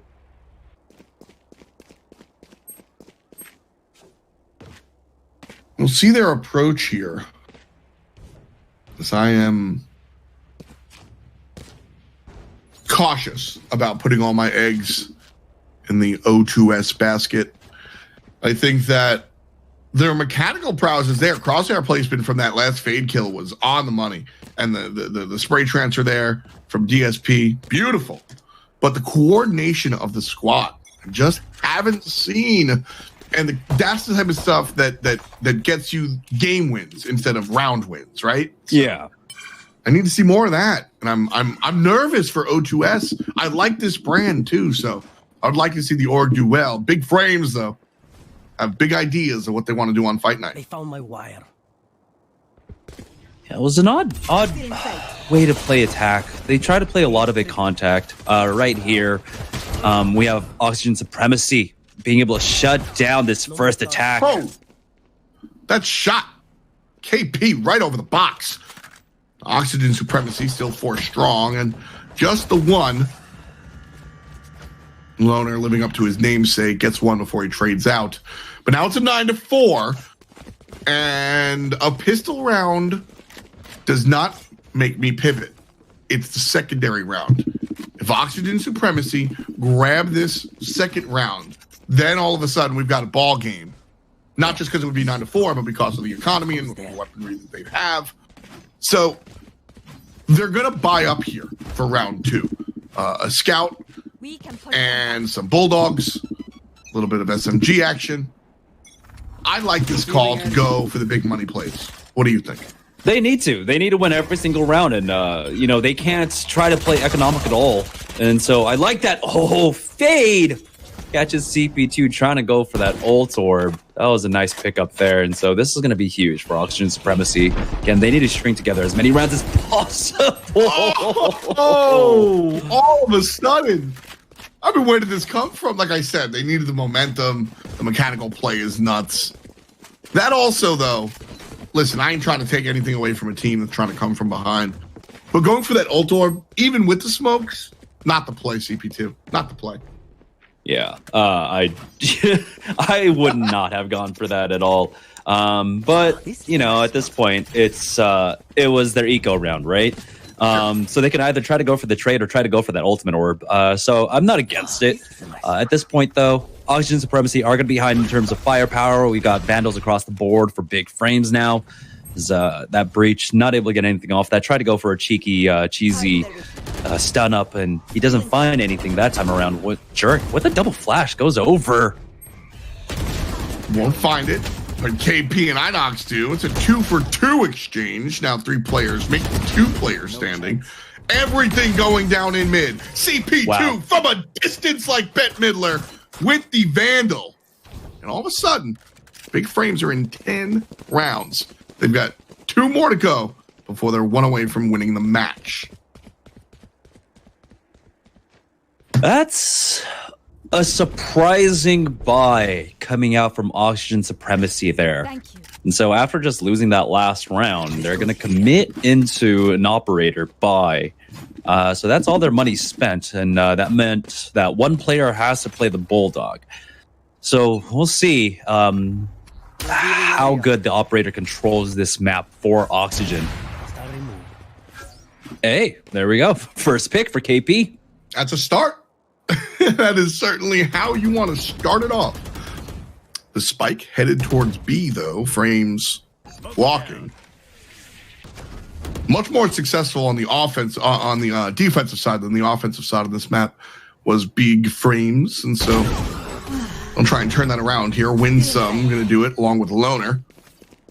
And it's a 3-on-3. Oxygen Supremacy spread out. 2 mid-map. 1 at the connector to B.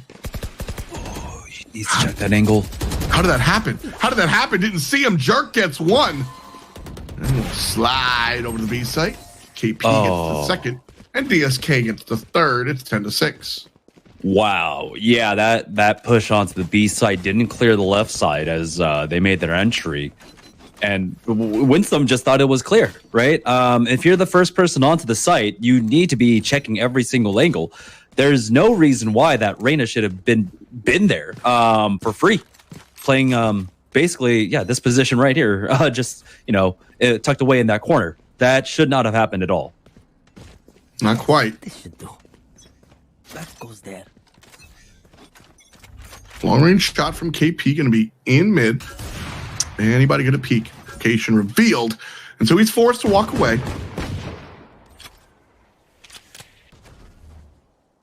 Mid push again from Big Frames, opting towards the B site. Nobody in the halls. They're going to be able to walk through this market, but the door comes down.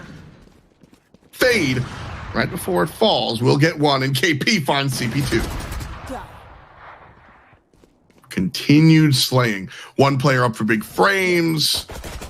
Oxygen Supremacy has completely turned this around. In fact, that one was flawless. Yeah, that was great for them. And if they're going to be able to, of course, get this comeback, they need these flawless rounds. They need to build up the bank. And they're sitting in a really comfortable position right now. 6.6 credits on DSK, 4.6 on KP, and 5.1 on Inox after a full buy. So this is definitely one of the best situations they can be in currently now. And Big Frames are really struggling. Kind of their teamwork just faltering there, and they're being punished for it. DSK is going to go for this peak once again, where he CCs them up and then goes for the peak. Nothing this time around again, but I still commend the effort. Vision in the alleyway. Thinking about it. Not gonna happen this time around. Spike left at home. Big Frames just gonna trust their gunplay this time around. 5 players on each side. Sage walking around will pick up the spike. And so with a minute to go, the decision is made to go somewhere. And it looks like A will be the choice here. Slowly walking up Cat and nerfed through the tree room. Very cautious and careful. Only 1 player defending here on A. Oxygen Supremacy really think this is going to be a B push. They're going to be caught unaware. Big Frames, 40 on the clock. They're going to bust in here like O2S did last time around. Big control coming out from the breach. Spike will be put down, 30 seconds, and there it is. Winsome takes down Jerk, and so 3 players are left to play for the retake here, Jamerson. Big frames look good. KP was able to pick up one with that operator at the very least, but the Cypher ultimately going to be committed into this for this. Now Winsome backing off, and it looks like Oxygen Supremacy will not be able to win out this round, barring some huge plays coming out. But I think just saving the operator for Loner is going to be, for KP is going to be the primary goal here. Again, they have a decent economy. They want to make sure they can maintain it for every single round, and slows them down just a little bit with that camera angle as well. So yeah, he's just got to make sure he keeps his hands on this operator now. There it is. Oh, there it is. Too close. Yeah. Ooh, big damage done. So despite that round win, KP basically did enough there, slowing them down to do huge economic damage. Take a look at that. Big Frames won that round, but take a look at their money. Not feeling good about it. We're going to have Vandals on 2. CP2 not going to be able to get the op. All right, 2 Vandals and a 6. No, okay, we're going to full buy from Big Frames. I think this is the right call. They're 2 away from the win. Got to win these, and they just haven't been. What's the play, Jamerson? You're the coach. What do you tell them? I like what's coming out from Big Frames. They haven't been afraid to try and take control of mid right now, and it's Oxygen Supremacy who haven't had as much control as well. They've just been relying on KP here, who has gone down. Nice shots. Yeah, Winsome's doing work here. Big ultimate coming out from Brimstone, however. Big Frames, 3 strong, walk into the B site, make that 4 strong thanks to the res. Macho Man, O2S, however. 2 players. They're ready to rumble. DSK takes down Nerf. DSK takes down Loner. Runs behind the wall. Well, just like that. This is an actual potential game. 2 on 5? Not so much. 2 on 3? Likely. 2 on 2? Well, now it's even. They never got the spike down. They never got the spike down. They never got the spike. I didn't even realize. Yeah. So this O2 should be able to win this. There we go. Gets that first pick onto CP2. Randy Savage grabs it and 1. 3 in total for Randy Savage. Don't forget, he also had the res. They didn't need a plan. That was the plan from the beginning, right? That was so weird. So having 2 players holding that angle for Spike at mid connector, when you could have rotated one on over to defender spawn. And so you have a nice crossfire set there, an easier kind of double peek, right? Where it has to be a hard flick from whomever is playing on the opposite end to try and get both of you. But instead, they just lined up. That's all. They just lined up for him there to win that round. And so now Big Frames, they're sitting on match point. CB2 gets his op walled off. He will try and shock dart over said wall. Does some damage, but it's a healer, no big deal. Is B still the push? Looks like the answer is yes. 4 players, 3 rather, going to come from the alleyway, and 1 still stuck in mid, trying to deal with anybody making the rotation. Brimstone's actually going to get caught on that tripwire if he walks any further, so we'll see how they push into B. Oh, he's got the Ares. He can wallbang them here if he wants to. Never mind, he backs away from that position. There's a little bit too many. Judge on site. That's going to be obnoxious. Reyna tries to make it tough, but Fate is there and deals with Winsome. Big Frames, 2 players up. Loner's one of them. Nerfed isn't. And it's Loner, again, living up to his namesake. 4 players to deal with here. Doesn't have Spike. Yeah, if you're Oxygen Supremacy, you just don't peek. You know where he was. You don't need to do anything at all. It's a 1v4. It's all about saving this economy here.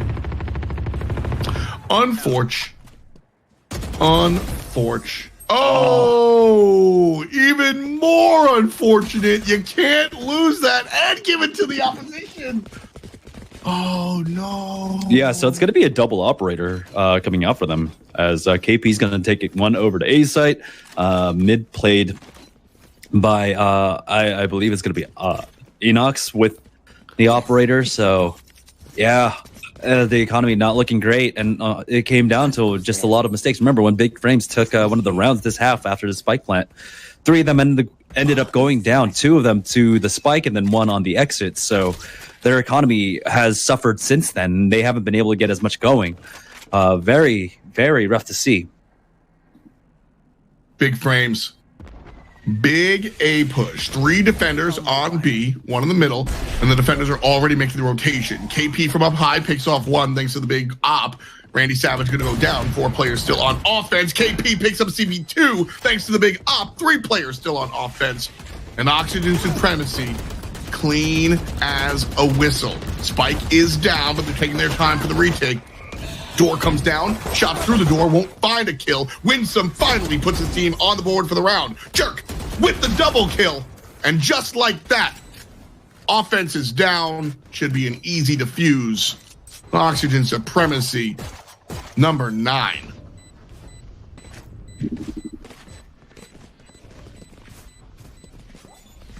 There we go. They're going to go ahead toss over that Empress to Oxygen Supremacy. So they have to have a round, or they have to have a plan for this next round. Imagine she's going to go aggressive with that Empress, play it over by Ape, and try to get something going there. Taking a look right now, she's actually moving over to B. So I want to see exactly how to utilize this point. We do have a full buy coming out from Big Frames, but Oxygen Supremacy still, they've got... they have the money, even if they take heavy losses on these rounds, to try and tie this up and send it into the final 25th round. Yeah, I mean, that's the thing, is that they can take losses, but not the actual loss. Yeah. It's final round. Inox, though, certainly aware of it. Takes care of CP2, no problem.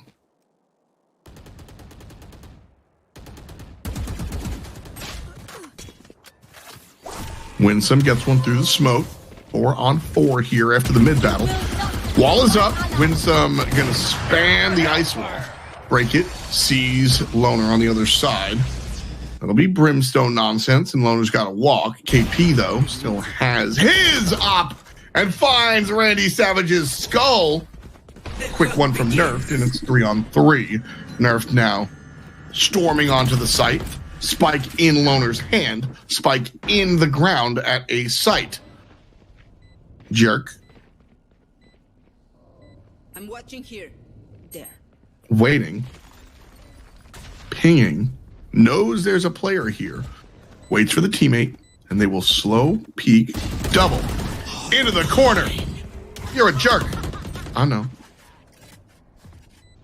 And still pushing. This isn't over for Big Frames, though. Spike still being down is going to pressure them. Nice spray.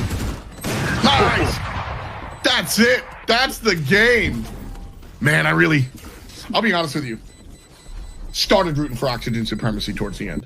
I would have loved to see that turnaround. Really, really would have. But Big Frames finally bringing out. I think this is how it was supposed to go after we saw their dominance for the majority of game number 2.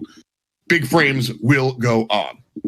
Yeah, that was it a 9-3 or 10-2 half on the defense for... yeah, it was 10 before we switched half, yep. It was 10-2, right, for Big Frames. And so that was a valiant effort coming out from Oxygen Supremacy. But again, just the simple fact that you weren't able to get much done on the attack there. Only getting 2 rounds on the attack. Not a great look. You want to at least get round 4, right? I think a lot of people are pretty satisfied with 4, 5 there. So I think that was the biggest thing. Their defense looked great, though. They were doing a great job. They shut down the proper rounds. There were some mistakes also that they were able to capitalize in terms of economy from Big Frames. But ultimately, it was just that large deficit that they were never able to overcome. Yeah, kind of rough stuff there for Oxygen Supremacy, but Big Frames take it. And just 2, we don't even need the third map. And so they'll go up against Austin and the rest of Intensity. Intensity won the last time around, and so they hold the table, and Big Frames are going to look to topple that. We'll be right back with Fight Night after this.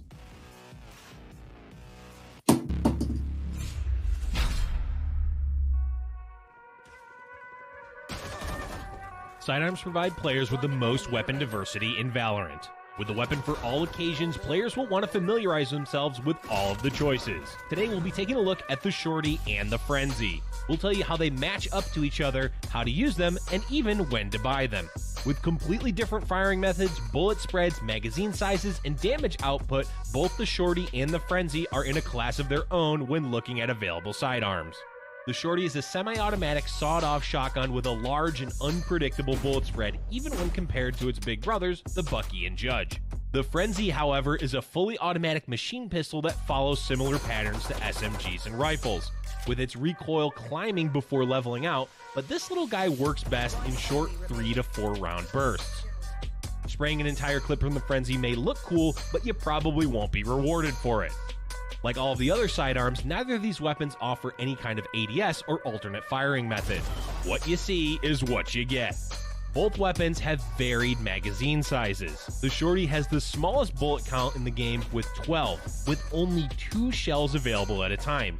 The Frenzy is a bit more forgiving in the magazine department, having 13 in each clip for a total of 52. When comparing their rates of fire, the Shorty is one of the slower firing weapons in the game, having a fire rate of 3.3 shells per second. It's important to note that the Shorty produces 15 pellets when fired. Naturally, as the Frenzy is fully automatic, it's going to boast a significantly higher fire rate at 10 rounds per second, a pinch faster than rifles, but still lagging behind SMGs. These weapons also have wildly different damage outputs and effective ranges as well. The Shorty works best within 10 meters, and each pellet will deal 36 damage to the head, 12 to the body, and 10 to the legs. This little shotgun packs quite the punch and can one-shot anyone who gets too close. While its close range power isn't as potent as the Shorty, the Frenzy can be used a bit further away with an effective range of 20 meters. Dealing 78 damage to the head, this machine pistol can easily two-shot even a fully armored opponent. Unfortunately, with its 26 body and 22 leg damage, it's going to take at least a half a dozen shots to drop enemies with full armor. Be careful when trying to use these weapons out of their effective ranges, especially the Shorty. You'll notice very quickly how hard its damage drops off, not simply because each pellet does less damage, but because of how sporadic the spread becomes. Stick to close quarters. The Frenzy is a tad more forgiving in the ranges it can operate in.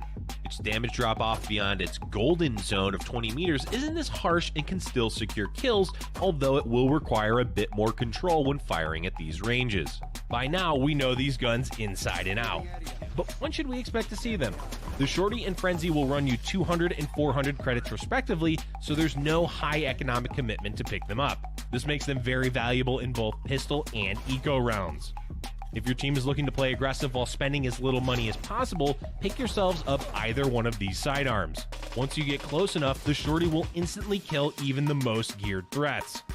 And while the Frenzy doesn't have the precision of the Sheriff, Classic, or Ghost, it does have a much higher rate of fire, which will let you pump out as much damage as you can in the shortest amount of time. While your standard pistols are the more common choices for eco and pistol rounds, players should not make the mistake of overlooking these two weapons. Players who want to have the most success will need to familiarize themselves with all the sidearms in Valorant. Whether you're looking for the one-shot kill power from the Shorty, or you're looking to spray your enemies down with a hail of bullets, there's a little something for everyone with these two guns. They may be small, but they're definitely mighty.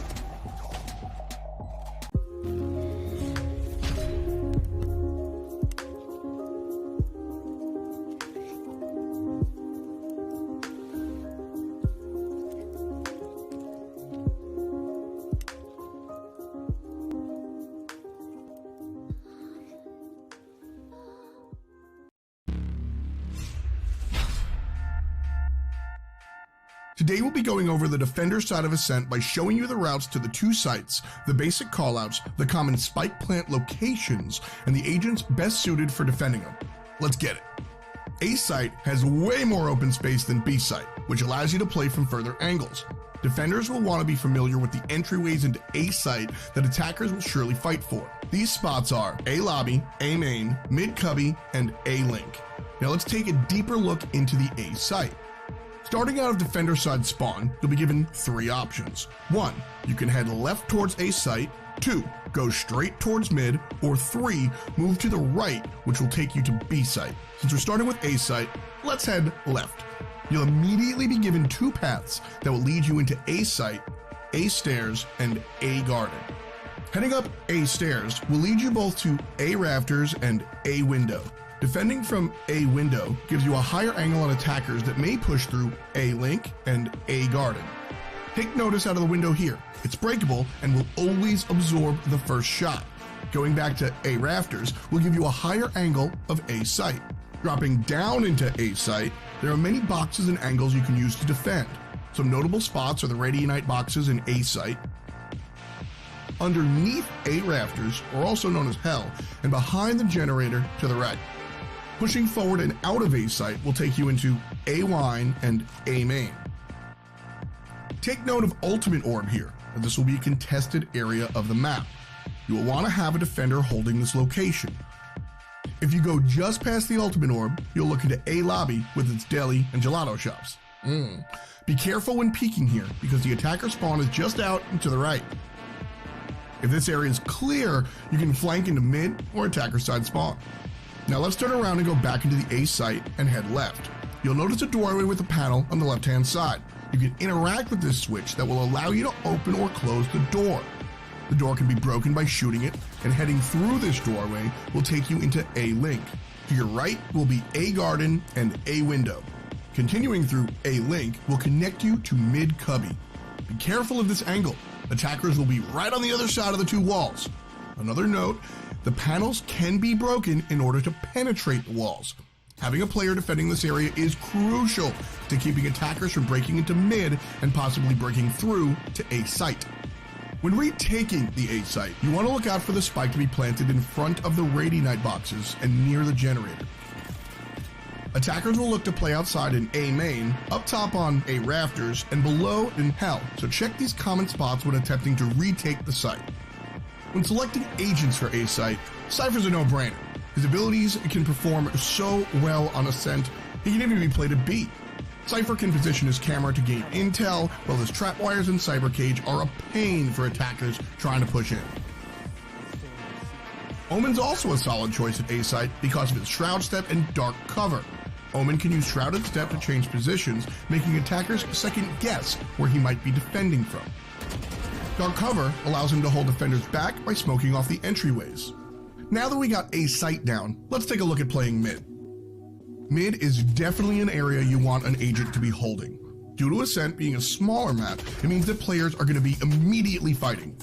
Attackers want to breach from mid top and mid link. Once attackers have control, they can move into mid courtyard and mid catwalk, looking to flank A or B site. Defenders will need to be highly aware of these areas when playing mid. To get to mid from defender side spawn, just go straight. The area is narrow, which makes it great for close range weapons.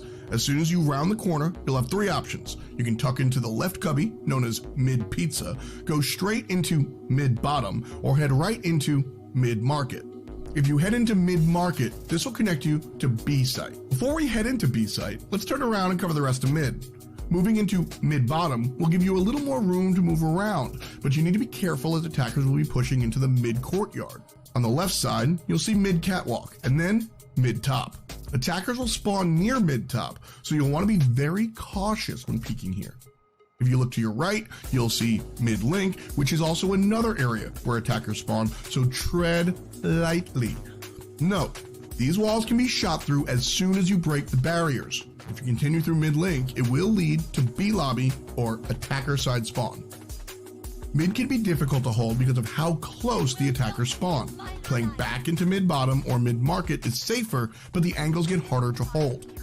Agents that can hold mid well are Sova, Breach, and Brimstone. Sova's a favorable pick because of his Owl Drone and Recon Bot.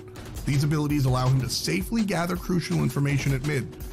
His ultimate, Hunter's Fury, can also help shut down tight areas anywhere on the map. Breach is another solid choice if you choose to play a little more passively. Breach can peek with the help of his flashpoint, and he can also use his fault line and rolling thunder to fight back attackers trying to push into mid. Brimstone's Sky Smokes can cut off important areas like mid-top and mid-link, making him a worthy pick for mid as well. Orbital Strike, his ultimate, can also be used globally to help cut off attackers pushing into objective areas. That's a wrap on mid. Let's move to B. Welcome back to Fight Night, folks. It's F-Dot and it's Jamerson, and this is our... Do we call it finals? Yeah, finals. Finals? Well, let's call it... I was going to say dinner, but that's just because I'm hungry. But this is the main event. All right, so this is the team that won the last time around. Intensity, I believe, was their name. And they're going to be going head-to-head versus the team that just won against Oxygen Supremacy in big frames. And so watching these guys come out should be interesting. We've got a good 2-game set to understand what big frames does. Look out for CP2 with the big op. Winsome is going to be a lot of what we get as far as the aggressive play. Look for him to be on the Reyna. And then over on Intensity, Austin Berge, Dudas a Duck, Retro, and XP3. What do we recall about them? Well, Intensity, they just had a really dynamic plays, especially on Haven. I love their control for post-plant positions on attack. They just do a really good job of cutting off rotations. And so that kind of initiative is what I'm looking forward to in terms of their offense. We also saw on their defense, though, that they were, I believe, playing the Omen. And they brought a lot of utility in that regard. They had the Omen. Were they playing Phoenix as well? On Haven, I'm trying to remember. Yeah, so it was the triple flash. It was the 3 flash team. Yeah. So a lot of just challenge potential coming out for them in these duels. So looking out for that in particular. Yeah, very aggressive play. And I'll be honest with you, a lot of times our teams that come on tend to stay on. But I think this is one. Big Frames played really, really well. And Oxygen Supremacy kind of challenged them. And I expect to see that same sort of challenge from Intensity. But I would not be surprised to see the seat change this week. The important thing here, though, is the map picks and the map order. With the simple fact that, of course, Intensity was basically able to just watch the entire thing. Yeah. It's the same map order. We've got Haven, we've got Ascent. And so that does leave, of course, the scouting potential for Intensity. What did they see for big frames? What are they going to be able to counter? That's going to be the important part here. Certainly going to be the look. As far as this one's concerned, we saw what CP3 can do, or CP2, excuse me. And this is a map where you can make use of the op on all 3 sites. You can go to B and kind of shoot down mid to window. You can go to C and this angle that we're looking at right here. I gotta ask you a question. They show this every time. This looks like a scene from Metal Gear Solid. Where is this? I have no idea. I was hoping you knew. Is this underneath the bomb site? Like, because you can sort of see, like, when you go to bomb site, what's hookah? B? No, man. I have no idea. I think it's underground. Cool. I think you can't get there in the game. See, I really like this statue, and I know where that statue is, you know? Yeah. Is that Ao Kwang? Is that Ao Kwang? I was trying to remember any of the names of the Breath of the Wild dragons. Can't remember them right now. It's been so long since I played Breath of the Wild. No, they took it away. I was just about to like lean in real hard and see. Yeah, right here. Okay, so what's up? What is up above? Is this underneath the great?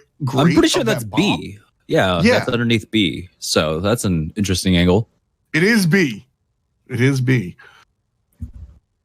Welcome to Fight Night, where we cover the important stuff in Valorant. Caught me with my chapstick out as well. you gotta keep your lips moisturized, guys. I believe that. Yeah. Brought to you by I don't even know this brand. All right, here we go. First round. Intensity will be starting off on the defensive end here, and so no Omen for them. So it's going to be the Silva coming out, and along with the Breach. So they've got the W utility coming out from the Brimstone and Breach. It's a very standard. I think this is very standard. I would say kind of what the meta devolved into week 2, week 3 of beta. So surprisingly enough, we're not seeing the Reyna coming out from Intensity, which is the big thing. So no real duelist capability for Intensity, which I don't dislike. I think if you have the Reyna player, and by that I mean both somebody adept at playing Reyna, but also somebody whose gun skill will be benefited by the Reyna kit, go for it. But if you don't, bring some extra smokes and play Counter-Strike. Like, that's really what you're doing, right? You're real slow, real tactical. Reyna is the maturation of the genre for sure, more fast-paced, but nobody said you can't slow it down and play it old school. And that's what Intensity are looking to do. Big Frames are going to do it off big. XP, Retro with the Dubleun, and Bergie all line up and get kills. Loner, the only one up, will find one himself and take that spike to Garage. Yeah. Big Frames tried their best to, I guess, play contact there, but it was a little bit of a disjointed push, and definitely for the simple fact that who is it? Winsome wasn't able to make his rotation from Garage over to B site. Was what really hurt that push. I think once Winsome got picked, you call that off and try to make a push somewhere else. But I think they were already committed into it at that point. We'll see though. There's an opportunity if Loner can at least get this spike plant, and it looks like he will. Yeah, no questions asked that the spike will go down. Just a matter of if he can defend it. Here. Long, already somebody coming with the pincer maneuver. Right? You see one player long, one player all the way in the back of C, and the other player probably going to group up here and look to double peek. I love this flight. Dude, Loner is playing fantastically here. Yeah, it's not planted for him, so this is going to be very difficult. And Austin's got this angle. There we go. Catches him. Oh, man. That was one where it looked like he just wasn't...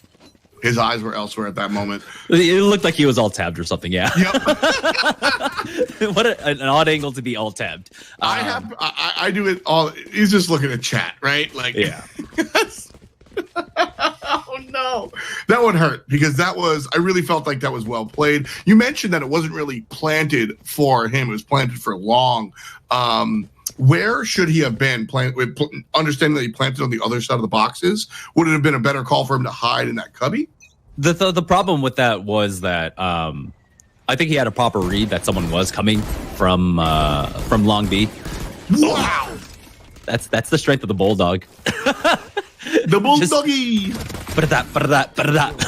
There we go. That's 3 down. But yeah, he really didn't have much to do. He couldn't, of course, fall back to C Long. Ooh. I believe he did have a tripwire set there, and he might have gotten the information that someone was coming from C Long. So his best play was just to wrap around through Garage there. Again, though, the simple fact that he was able to get that plant is more than enough.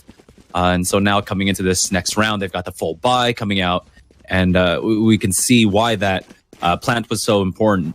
CP2, the only one that wasn't able to get full armor off of that, though, is about 100 credits off. 3 players here defending on the A site, or the C site, excuse me, which is where Big Frames has been very successful. I like that look up there by Sova. Obviously trying to aim the arrow, but you can see where those brimstone smokes are landing from the sky.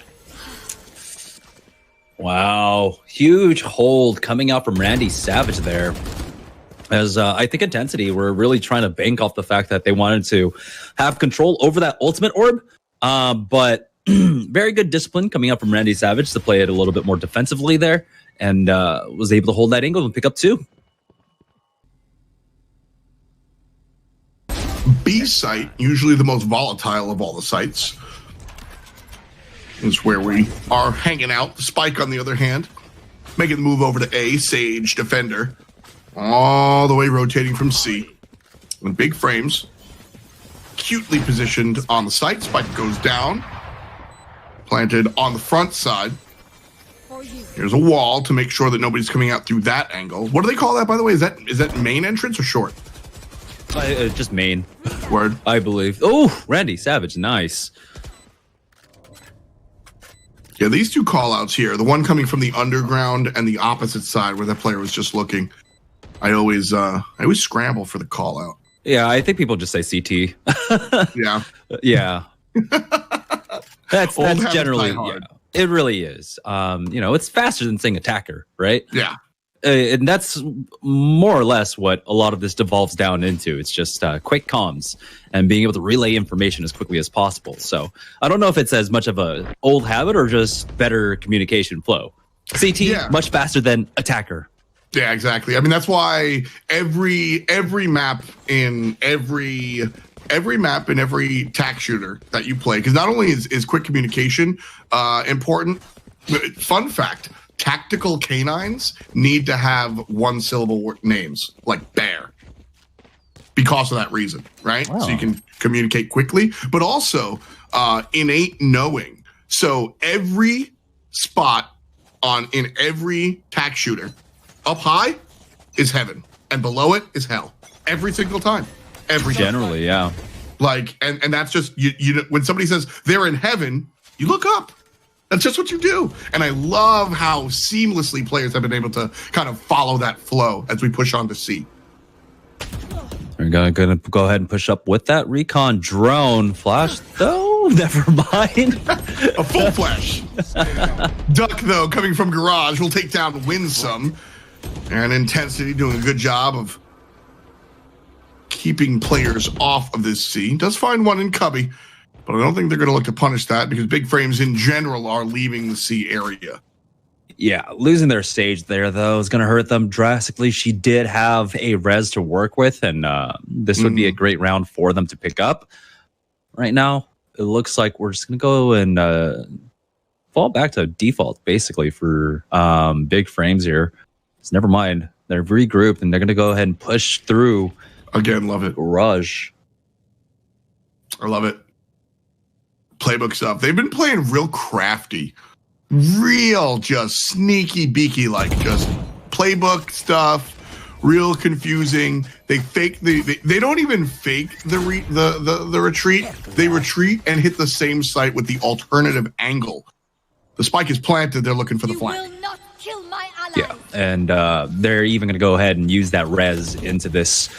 So it's huge for their economy, right? We're early on in this half, and they need to try and hold on to every single bit of credit that they can. Same with Intensity, as they're calling for the full retreat. Everyone's going to back away onto the A site. A big thing for big frames, what I like there, coming out from their post-plant position, take a look at their Cypher and their Brimstone.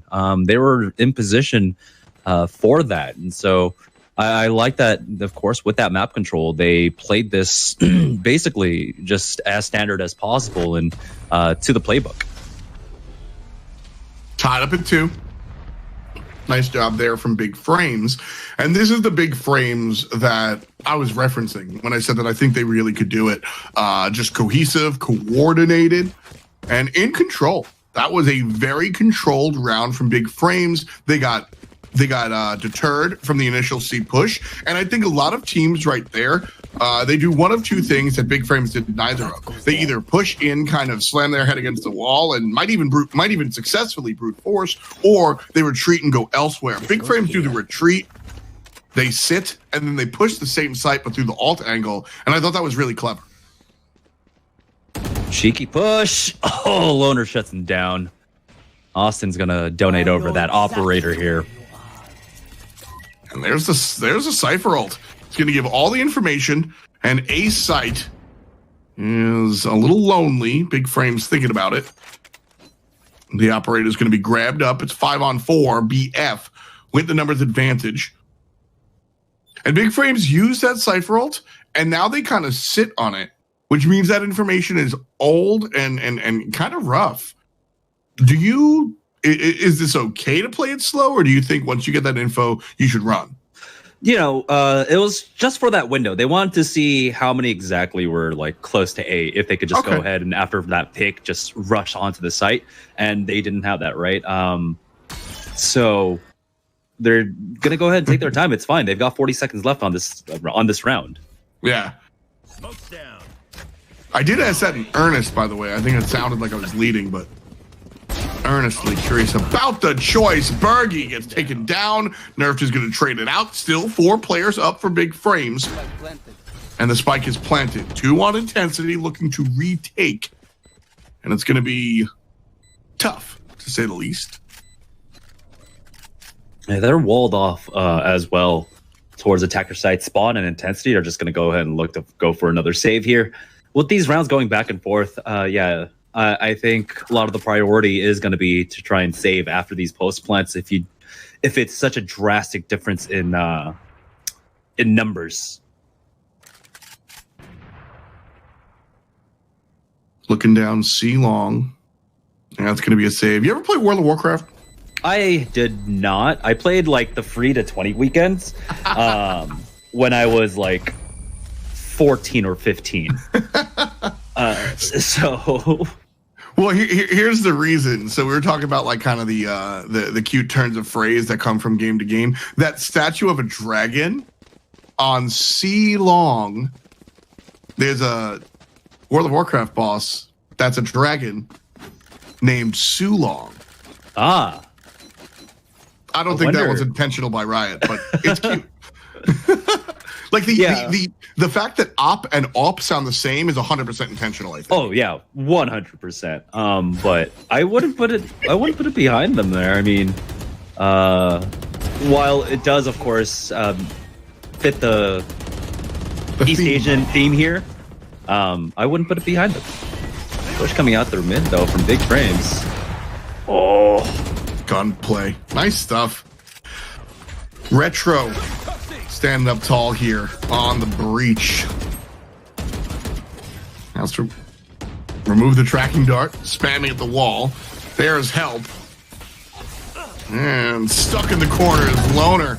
Oh wow, the whole team showed up. That smoke goes down, you just see 4 players. I think I pressed G.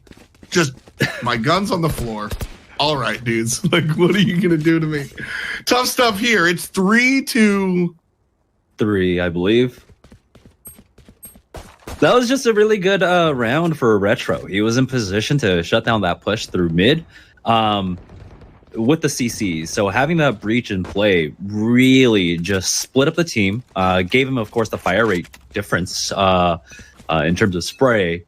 And then he had proper backup as well to try and get out of there. Cypher was ready for him. I believe that's XP3. Smoke coming out near C long. Have people started calling that banana yet? That like approach to, or excuse me, A long, that like approach. Sometimes, but I think it's usually just long. Long. Yeah. Because long is the straight path, but that pathway too long, I always I want a secondary call for that. We'll see how the vernacular kind of expands. That's one of my favorite things about these tag shooters also, is seeing how players kind of change their language, and how Valorant actually updated some of the callouts on the map, because if you hit caps lock or M, it actually comes up full. Completely in the blind, they find a kill. Incredible. But here comes the breach ultimate. Randy Savage gonna line up, win some on the outside. It gets taken down. Retro, the death dealer, Duck does one as well. The window player Loner gets one, but Retro answers back. And just like that, Intensity take the lead. Does he have it? Does he have it? Wow. Yeah. Okay. Nice. Look at the time. Yeah. Nice. Just in time.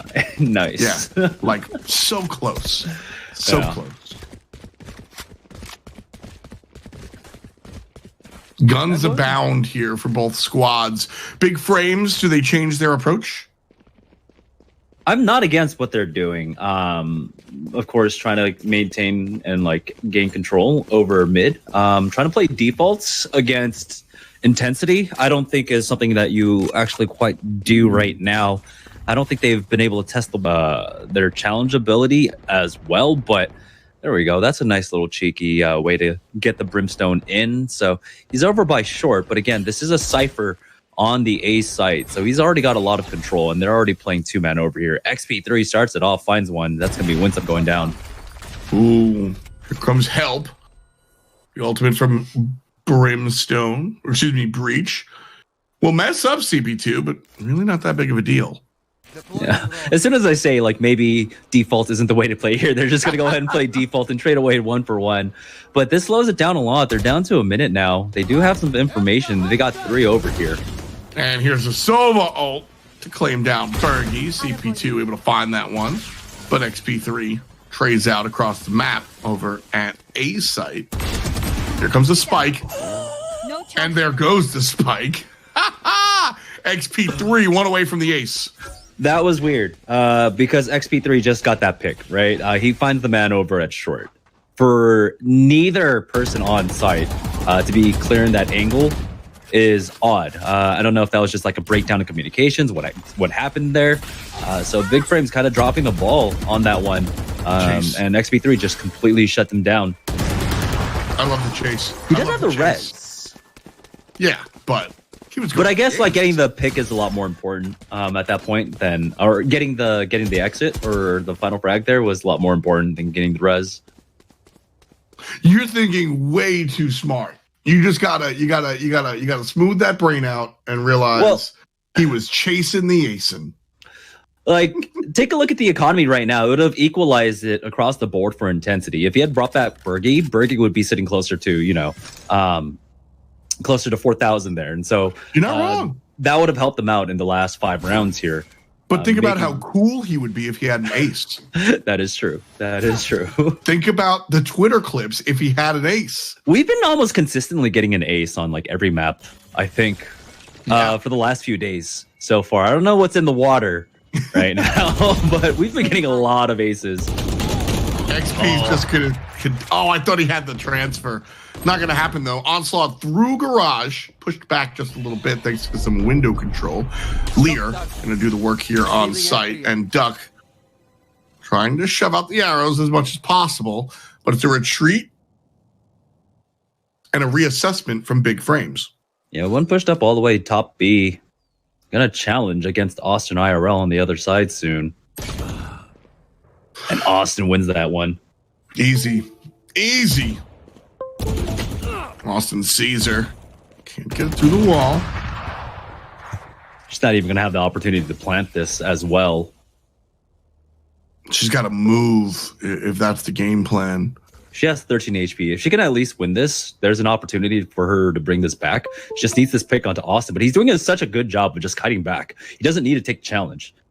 And the other players are spread out so significant. Look at this position. The second Winsome starts to rotate towards C, they're already one step ahead. So misses. Fire as well. Yeah. Lear doesn't go far enough. Shot from behind. Predictable. Round 9 goes to intensity, and it's 6 in total. Yeah, with 3 rounds left, their economy is just perfect to be able to full buy, essentially. Maybe if they lose the next 2, they won't have a complete buy, but their force up will still be strong on the 12th round. So intensity are in a really good spot right here. Honestly, almost no worries about economy whatsoever. Big Frames on the other end, though, struggling just a little bit here. This mid control has been so huge for intensity. Really has been. A site casually thought about. There's the walk up long. One player will be coming from short. We're riding along with Nerfed, coming from that short side. 2 players defending on the site. 1 making the rotation, and then 2 players off. So it's a 5-on-3 push here for the A site. Utility comes out. Big utility comes out. Intensity are all aware they're going to start making the rotation. Big Frames enter the site. 2 players down already. Duck answers back, but CP2 finds it with the long-range shot.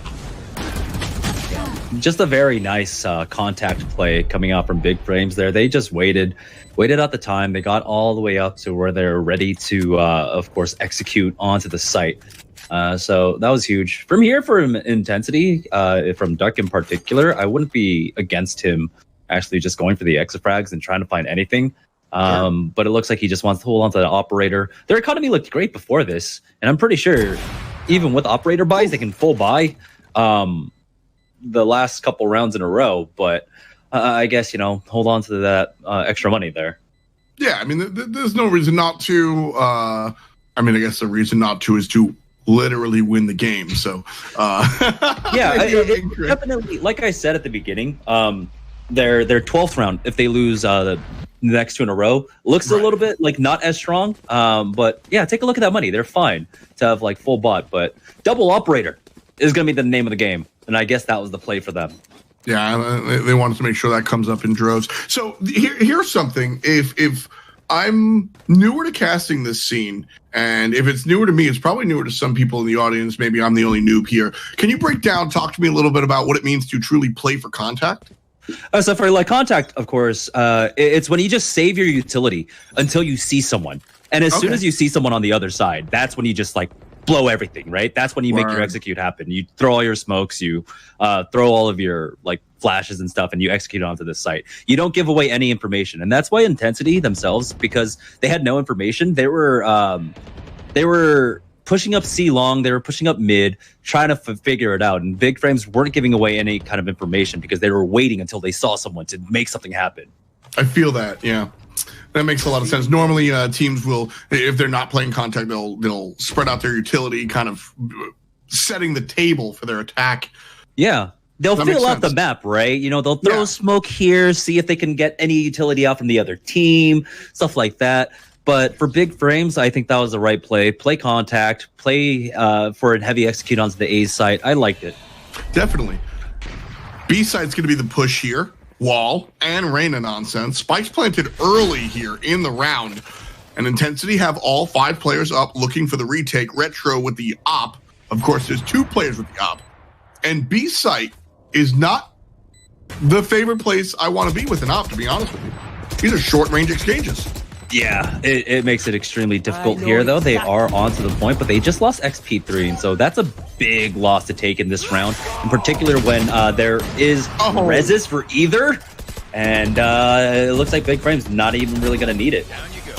Oh, Bergie. Bergie's answering up, but that's going to be Big Frames getting there, and on our 11th round, one away from the tie here. Big moves. And Big Frames here did something different, and that's where I wanted to go after our contact conversation, because people will probably sit there and argue about which one is the better approach. And at the end of the day, I don't necessarily think that a team should be well versed in what approach they view to be the best. I don't think this is. Some games have a this is the right thing to do, and while I think that there is a best course of action, different is best, in my opinion. It's honestly about tempo play. Yes. Like you saw, that round, for the fact that they played contact, it kept intensity. The fact that they were pushed up on C long, pushed up their mid, kind of made the rotation a little awkward for them, and their timings kind of almost too spread out, right? So it worked out for Big Frames. It overextended intensity in regards, and so they weren't able to respond properly with retake positioning for that. So again, it's about keeping your opponent off guard, making sure that they don't have a read on your playstyle, right? You're supposed to be able to bring 3-dimensional playstyle. Well said. Missed shot there from CP2, a rare missed shot. He's really been controlling the op all night tonight. XP with the battle here, wins it out. Wins some. Gonna lose some this time around. 5 players strong as Intensity. Big Frames, only 3, but they do have control of their own spike. Shifting over towards A site. 3 players on D on the other side of the map. So this is a good transition. Cypher, the only one playing A. The tripwire will be revealed. And now everybody knows that A site is the target. Randy Savage should win this with the info. Can't get it done! Disappointing! Nerfed and CP2 are alive. Make it just CP2. Spike will go down, but he's in trouble. Oh, nerfed. Okay, they do res Briggy back into this, and so the final round, and now it's a 2v1. He's gonna give it up. Ready. He's got his ultimate. He can win this. How much time is left? There it is. Down. Does he have the Molly lineup? He does, and he does it early as well. And so yeah. Oh, nice. Changing up the angle, coming up from short. Oh, they heard him though. He was stomping around down there, and the defenders were able to find the defuse. I guess the Molly did not successfully land. Oh, they also had plenty of time. 12.81 seconds there. So it was a good effort. It was a good effort. I mean, Nerf did a great job, right? He aggressively pushed through the smoke on B, and he had Bergie on the other side. Was able to win that duel as well. So cut off that rotation and got onto the site for the plant. So honestly, he did a lot. I don't think you could have asked for much more from Nerfed in that round. So good effort. They were able to bring it back 7-5. Not a bad at all attacking side start. Not at all. Fantastic look so far here. And we're back to the pistols. Intensity now on the offensive side of things. We'll see how this changes things up. Underground going to be peppered with defenders. Big Frames trying to deal with it while Intensity pushes on up very quickly. Spike's still left at home. Backing away from A. Spike will be picked up. And Intensity looking to make the rotation B or C. Their minds not yet made up. The conversation looks to be being had.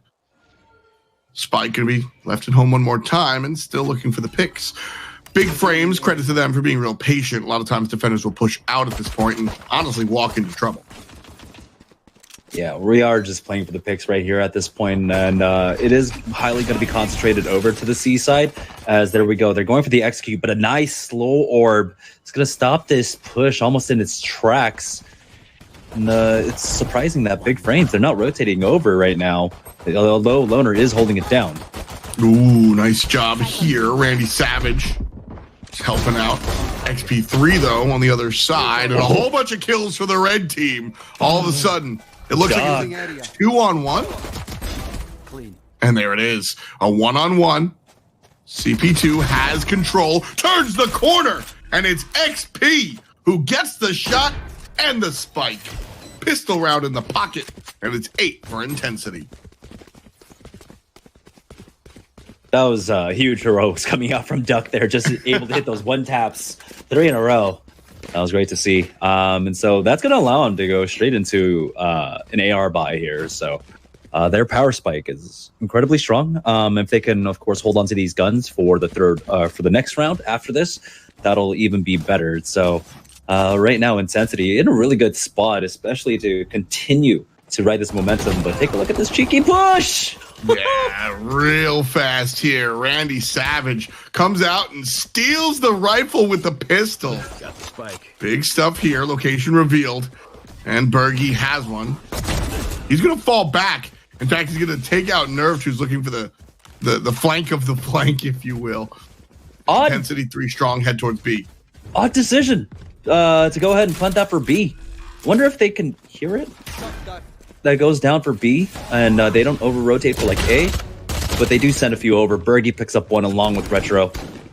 CP2 gets traded out, though. And Big Frames, 2-on-2, don't have the weaponry. And it's all up to the Cypher player. Big Frames versus 2. Here he is, Loner. One player outside, one player all the way towards the back. Yeah, I like this position for the plant.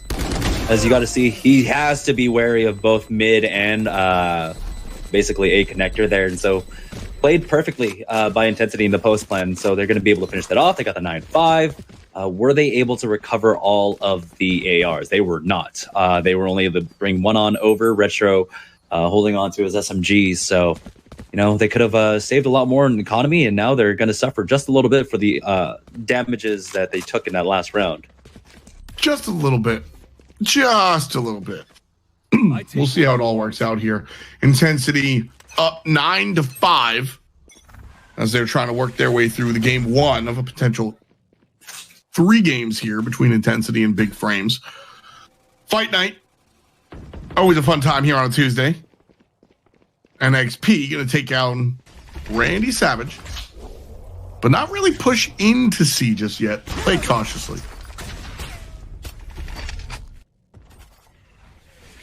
Peppering Garage with some nonsense. And a long flank from one member of Big Frames, the other 3 already on the C site. Here's the push in. Retro and Loner each get one for their teams. And it's a 3-on-3. Loner makes it a 3-on-2. Big Frames on the good side. XP now coming up long. Duck with the 1-tap. Did it before, he'll do it again. Now grabs the Marshall. And the spike needs to go down. Where is she? She's nowhere to be seen. Finally on the site. Spike will hit the ground. And one player can look for the retake here, the Brimstone. You will not. Yeah, he was spotted out there. They're going to even res into this, and that's a very important res in terms of economy. That's the big one. I don't think they were worried about, of course, the post plan, making sure that they win this round. It was more of the economy. Now they should worry about losing this round as Nerf comes up with a huge headshot, but Austin IRL will be able to finish that off. And yeah, there we go. They got the ARs and everything. That's the way you look at it. That's the way you want to see it. Intensity doubling Big Frames is 5 rounds here. Thank you. As we push on in to round 16. Intensity have been successful running to B. They've been successful slow pushing A. They've been successful fast pushing C. I mean, they've brought out different strategies almost every time. Big Frames, though, have been decent on defense. Yeah, last week, we easily characterized them as very dynamic and with a deep pool of plays so far on their attacking side. So right now, just playing default or intensity here as they're just getting, their ultimates up. You see that recon arrow landed in the trees? Yeah. That's a nice cute cheeky one. Yeah. Yeah. I didn't notice those lighting, those lantern lights, the string lights. They're cute. Fight over here though, as we actually look at the game. That's the Trouble in the Pinterest lighting. Where'd he go? Where'd he go? Oh, what is going on this round? This is an odd round. Intensity losing a lot more against this eco right now than they honestly should have. Spike plant is down. They're gonna go for the defuse and. Surprise, there we go. They already know the angle. Winsome's going to try and stick it. No. Oh, through the smokes. Nice plays there from Intensity. And that seems difficult because it is difficult, but that's the difficult thing that you have to, that is I struggle to call it a fundamental, Jamerson, but like understanding where in the smoke the spike is planted and you can kill through the smoke is... If it's not 101, it's 102. You know what I mean? Yeah, I mean that's. I think a lot of newer players don't realize that's what the call out's for, right? It's not just for telling you where to position yourself for the post plant, but also if you get smoked off, where do you need to spam? Mm-hmm. Generally, there are basically agreed upon positions to plant a spike. That's why we always see it in the same position, so that you know exactly where to fire if it's planted for this position. B site scouted out by the Silva drone. Not too many bodies here. Going to be 1 over at A, 1 over at C, and 3 in the middle at B. Just not on the site, or at least not on Silva's radar, literal or figurative. Intensity grouped up around B, and the spike bringing up the rear. No, it's going to be left at home. No, there it is, bringing up the rear, and looks like it'll slowly inch towards A site, not B. Lots of utility coming out at B. It's a trade out, and 2 go in the direction of Big Frames. 4-on-3, just like that. 2 players left standing with Intensity jerseys. One of them's going to get a kill, so it evens things up around 3-2. Spike being pushed up onto the A site. Cypher ult popped, and he'll have automatic vision of everybody involved. So that just lets him know how uphill the battle's going to be. Nerfed 4 kills in the contest. And that's number 6 for Big Frames. So nice defense there. That'll keep them in the game for now. Intensity, though, a decent amount to work with for a force up if they want to, and it looks like that's what it's going to be. So 3, 4. Okay. Double op here for Big Frames. CP2, their star op player, will play the high route. Brought to you by the Boost. Thank you, Sage. Can't get up here by yourself unless you're Jet or something.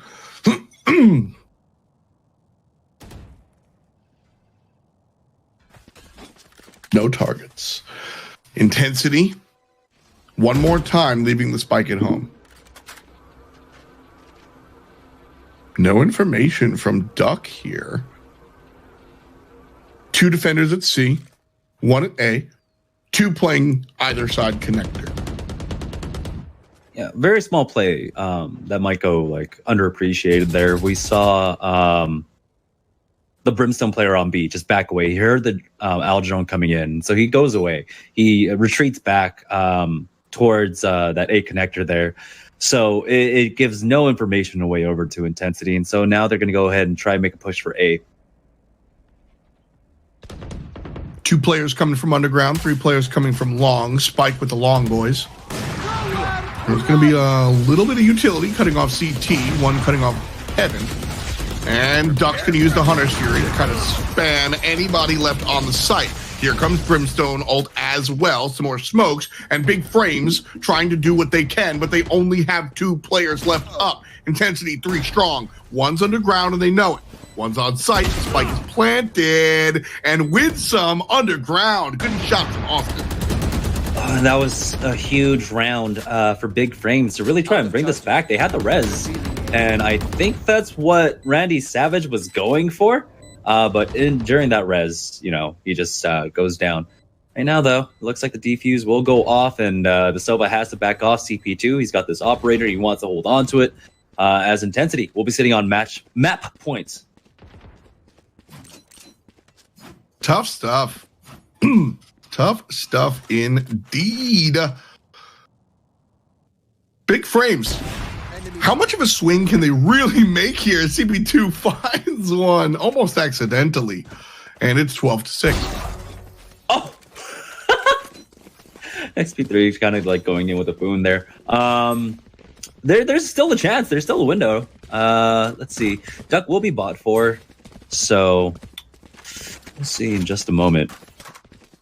Wait, actually, how are they throwing this around? How are they splitting this up? Okay, they've got the full buy for the team. But yeah, the economy's not the greatest. Big Frames can, of course, break it here. And Intensity will struggle for a number of rounds. But I like this cheesy play coming out from Big Frames on this force up. Of course, it is basically the final round for them. They know they've got a best of 3 to deal with. Bergie laying in wait. Picks off 1. Randy Savage, though, gets the kill with the ghost. And Retro's going to answer back. Loner picks up a gun, and all of a sudden we got a real game. 3-on-3. Let's joust. You will not kill my ally. I appreciate what Intensity tried to do there, playing default, because they knew that something was going to happen, right? It was an eco round for them. Oh, Duck running right into that shot. And now things are definitely looking really odd. Oh. I like to play from Winsome. The quick step back, but wasn't ready for Retro to come out through the window. 2 players up for Big Frames, playing defense against Intensity's 3. Bergie and the squad planting for mid and planting for the match. CP2 through the wall gets 1. Spike cleared. Excuse me, smoke cleared. Cypher grabs the info. 1 on the backside, has to bounce out. Oh, the flick! CP2 will not allow Intensity to win just yet. Hot play. Yeah, and this is where there's a little bit of worry. They can have a decent force up if they want to. It looks like for Intensity's side, it's just going to be XP3. That'll be probably, I don't know, rocking just the Sheriff for this round, or will he just hold on to that Classic right now? And it looks like it will be the Classic. So it's going to be a while. Never mind. There we go. They bought him a Ghost at the very least. You could have gotten him a Sheriff. It's possible. Yeah. CP2. Ooh! We've seen him do it before. Just the run up and shoot. He loves that play. I'll be honest. I don't know if his coach does, but if you can pull it off repeatedly like that, go right ahead, my friend. 5-on-4. Easy peasy. Yeah, we saw him do it in the first series of the day. Right now, though, still big frames. They can't rest on the laurels. They got to be able to close this out. There's 5 more rounds, or 6 rounds that they need to get in a row here. So it's still an uphill struggle for them right now. Intensity, though. It's going to be a little while before their economy is able to recover from that last round loss. And that's going to be huge. But good trade with Doc getting 2. And Doc's going to get the information all the way on CT side. CP2, however, gets the kill up high. Intensity have 2 players left to defend the post-plan retake. And big frames. 3 strong. Win some waiting for the squad. Trying to play pincer here. Bergie takes down Winsome. Bergie takes down Randy Savage. And they thought they had a pincer, but Intensity's the sight there. There it is. 13 puts it in the book. And game 1 goes to Intensity. So 13-7, big frames did show us a lot, but it looks like, Intensity just there again. It's one of those. If you can't get anything happening on your offense, you end up struggling there on your defense, and it was another story of just having to dig yourself out of a hole that was just way too deep. Tough stuff there. Taking a look at the post-game scoreboard: 17-17, 16-15-15. You'll love to see it. Very pleasing to see. That's teamwork. Yeah, that really is. Everyone had their moments in separate rounds. I think, last week XP3 struggled a little bit. He definitely wasn't finding himself on top of the board like that, but he had a huge presence this time around on Haven. I think he was playing the Cypher last week for them here on Haven. So some adjustments being made, and he looks a lot more comfortable there playing that Sage position instead of an anchor position over on A site with a Cypher. For sure. And more solidifying the roles. We're seeing XP come through and do work here for his side as well. I'm starting to see some individuals kind of shine. In esports, there seems to be 2 very specific types of tournaments. Either you're casting Cloud9 versus TSM and all the players and their history, or you're casting Big Fish esports and, everybody's a question mark. Here on Fight Night, we're getting to see the teams over and over again. We're getting more familiar with these players. And now we're starting to see player tendencies, which I think is, if I'm honest, man, that is my favorite part of gaming in general, but specifically tack shooters, because you start to see those positions actually come to fruition. The anchor, the op player, the entry fragger, right? Yeah, that's, when you get into the higher tiers where an analyst and a coach is absolutely necessary to have. That's why there's so much money. Or eventually there will be more money for those roles.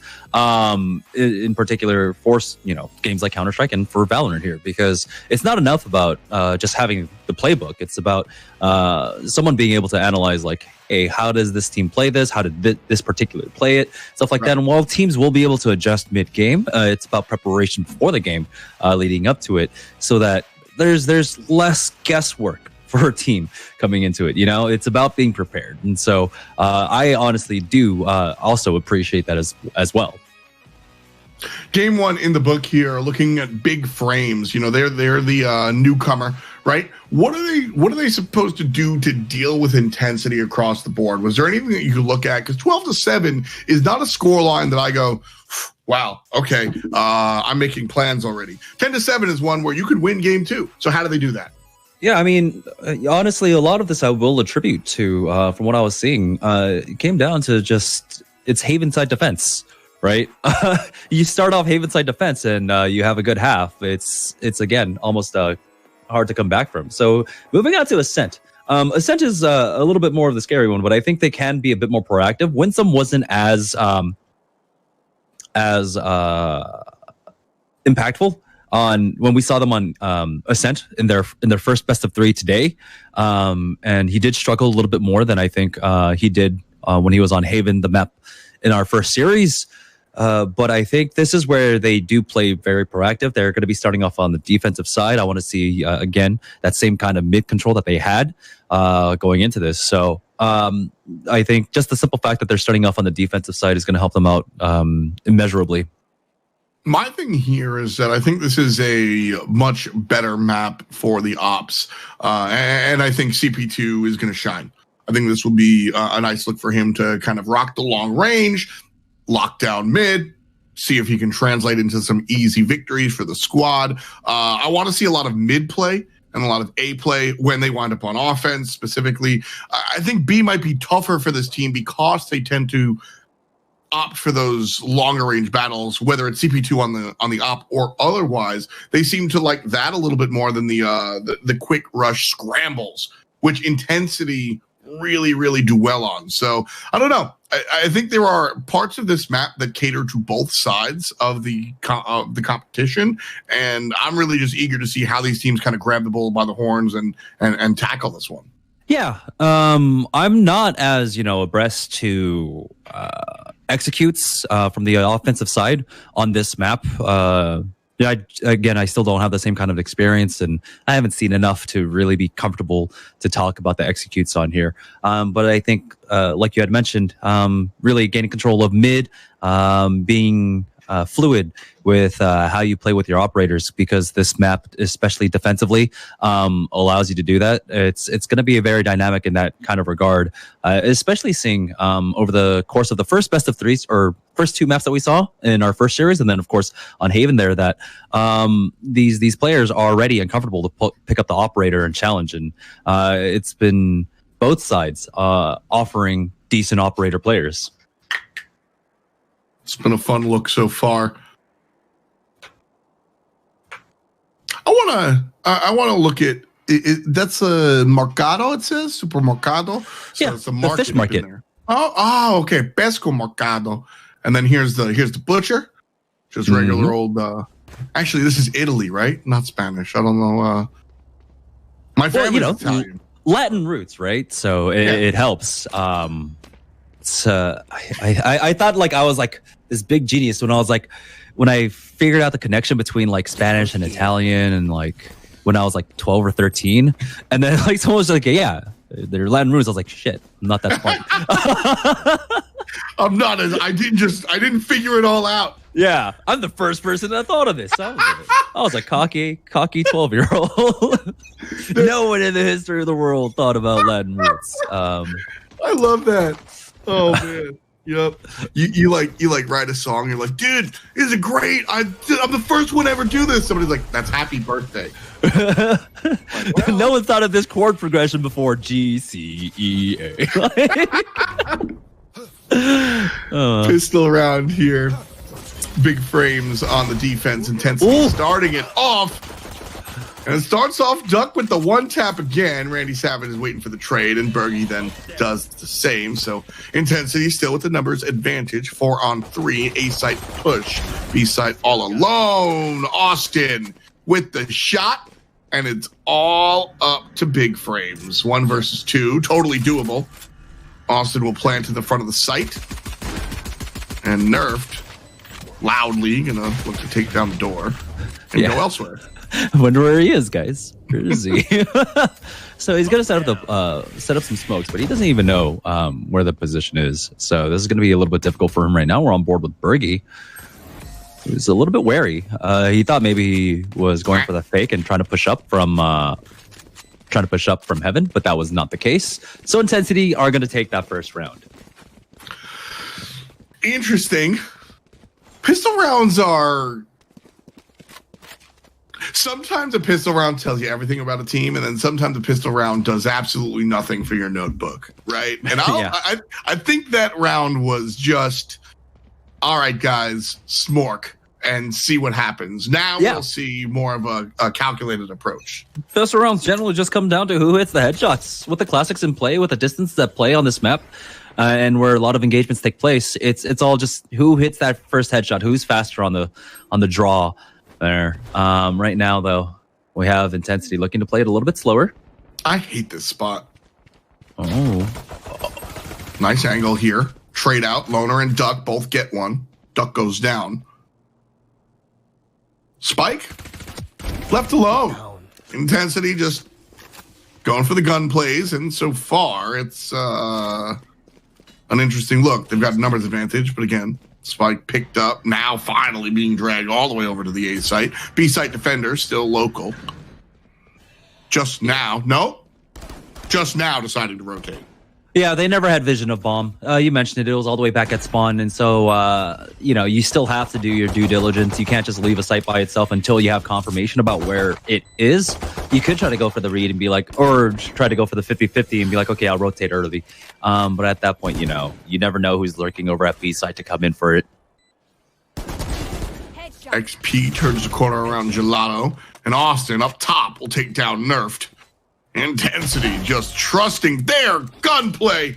And there's the Bulldoggy. And XP barks down Randy. Looking at this round, though, double up. You called it. It's coming out. Yep. 4 big frames.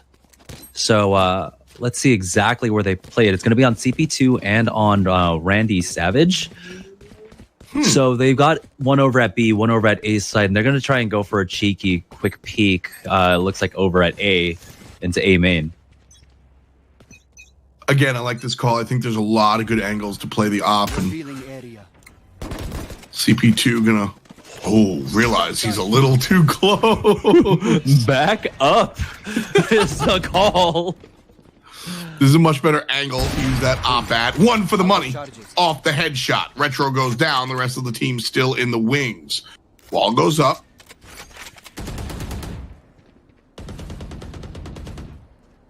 Wall goes down. CP2 playing the safe angle here, waiting for somebody to swing wide. It won't happen. Duck still in the alleyway, and they're going to slowly walk away and redirect towards middle. Cypher camera's going to spot one out. Great position from that Cypher camera, by the way. Behind the smoke, players don't even know it's there. Yeah, that's going to honestly help them out immeasurably. But it looks like they are going to rotate and try to take control over that mid, which is surprising. They already saw the first operator, and I guess they just didn't expect a second one here. CP2 finding one more.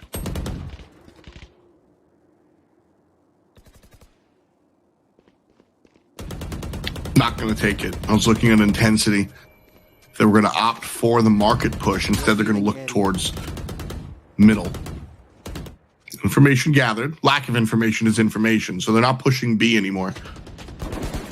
Located around middle. And the bullets should let everybody know where they're at. Oh, nice. Carrier goes down. Nerfed or nothing. 3 for him. And that's round 1 for big frames. Yeah, so big frames, of course. This is just the map where the double operator play is huge. But for the simple fact that they hard saved in round 2 after that pistol loss, they saved up for the double operator because they also understood that there's more than likely not going to be a challenging operator on the other side. Intensity had already invested into the second round with their SMGs, with their Vandal and Phantom buys. So they felt pretty confident going into this operator battle. CP2 always feel confident with the op in his hand. And flash. Second peek. Oh, wow. Yeah.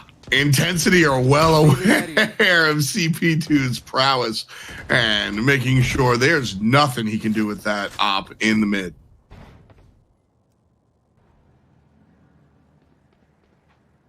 Still playing default, though. Intensity spread out, not willing to commit to much of anything, which is probably the right call. CP2 with a cute little wall boost. Oh, I like this angle. I love this angle, Jamerson. Not going to find the kills. A little sloppy there, but I like seeing that spot. Yeah, it was a nice way to try and challenge that operator. But, Collat. Yeah. Just like that. Oh! Winsome finds it off the top. Lights go out, and Bergie's lights go out. Intensity with 1 up, and big frames are 1 down. attitude. And we're seeing this a lot today, where that first rifle round is a huge swing for the team that lost the pistol round, right? 'Cause right now, I guess the meta is to just invest into your second round after you win the pistol, and the teams that have been doing that have been punished on the rifle round so far. And Big Frames are looking to honestly ride this momentum. They've been able to hold on to the double operators this entire time on the last 2 rounds. So I don't know exactly what Intensity can do, especially now that their economy is suffering a little bit. Well, they did a great job, Intensity, that is, of deterring the mid-op push. Right? Smoke after smoke after flash after flash. Very good job of dealing with CP2. And so he's going to rotate and make his play over at B site. I love the position. Denied Rain of the Flash. The secondary deny of the Flash. On site. Finds the third with the pistol. Doesn't need it. Has help from Winsome. That's how you do it, baby. Big frames, big plays. Yeah, that was just a beautiful retreat coming out from Retro there to really just hold it down. Oh, excuse me, not Retro there. Retro was the second person to go down. CP2 now 6-2-0. Now the first operator's coming in online for Austin to challenge. This is going to be difficult because he has to win 2 operator duels here. There. And that play from CP2 again, noting players just picking up an op versus being the op player, like that's your position. CP2's retreat there was beautiful. Win some in CP2, just like that. Revealing area. Yeah, that's this round over. I think I could safely say at this point, again, barring any kind of heroics here, but CP2 is already doing a great job of winning those duels, and of course, winning that sniper duel is vastly more important because it's not just about, of course, getting that round on the board, getting the kill. It's also about getting into your opponent's head, breaking into their mental, breaking their confidence. Absolutely. Yeah, Big Frames trying to do just that. CP2 through the wall with the ult and duck. Nice headshots. Like, this is 3 rounds in a row where the operators have just been shutting down Intensity. And, 4 rounds in a row where the operators have been shutting down Intensity. So this definitely eats into your confidence, into your mental. So where do we go from here? Duck is going to go for a Marshall, double Marshall. They're going to just try and get these operators out of the hands of Big Frames. So I think we should see more. Well, the Marshall's real cheap, and in general, I like to say that we should see more Marshalls than we do. But it's also, if you miss the headshot, you die. So if you're good enough at the Marshall, like that one, go right ahead. Oh, 5 players still up. Imposter kill. And there's XP getting the kills. Okay. All right. Show me more Marshalls than XP. Still, 2's not enough. And he goes down. Oh, if this map devolves into Scout's Knives, I wouldn't be sad. I'll be honest. Can we turn grab off? Can we turn the grab off? But again, the operator is just too much right now.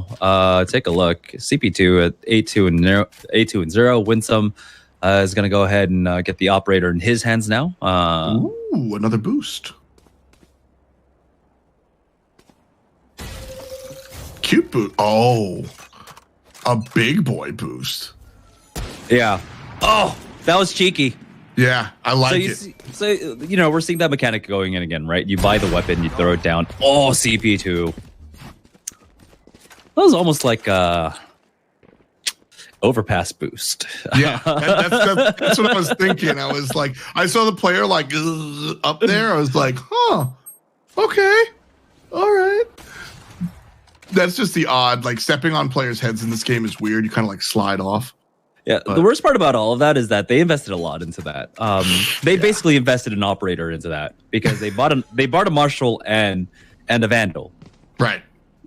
So without any payoff. Because the play there is to get the pick with the Marshall, drop it, and then have the Vandal for the rest of the round, right? Yeah. Well, the key part of that plan is to get the pick with the Marshall. That's a good plan. Yeah, I agree. I definitely agree with you here. Oh man, this is such a tough round for Intensity at this point. They've got ultimates to work with, so I feel like maybe there's a way they can try and cut off CP. Never mind. Not quite. You thought CP2 though. No way, Jose. Trips. He says, "Give me my money." Everybody else rolling 1, 2, 3. And Loner is the last one to find a kill. The defenders win again. Half a dozen for Big Frames. Yeah, shoes on the other foot here. That big discrepancy that we saw in the half so far on Haven. That was Intensity that was able to take an early lead. Big Frames now with all the momentum in the world, with almost no signs of being stopped. CP2 hasn't gone down. He hasn't died yet. He's been at max money, I believe, the entire time.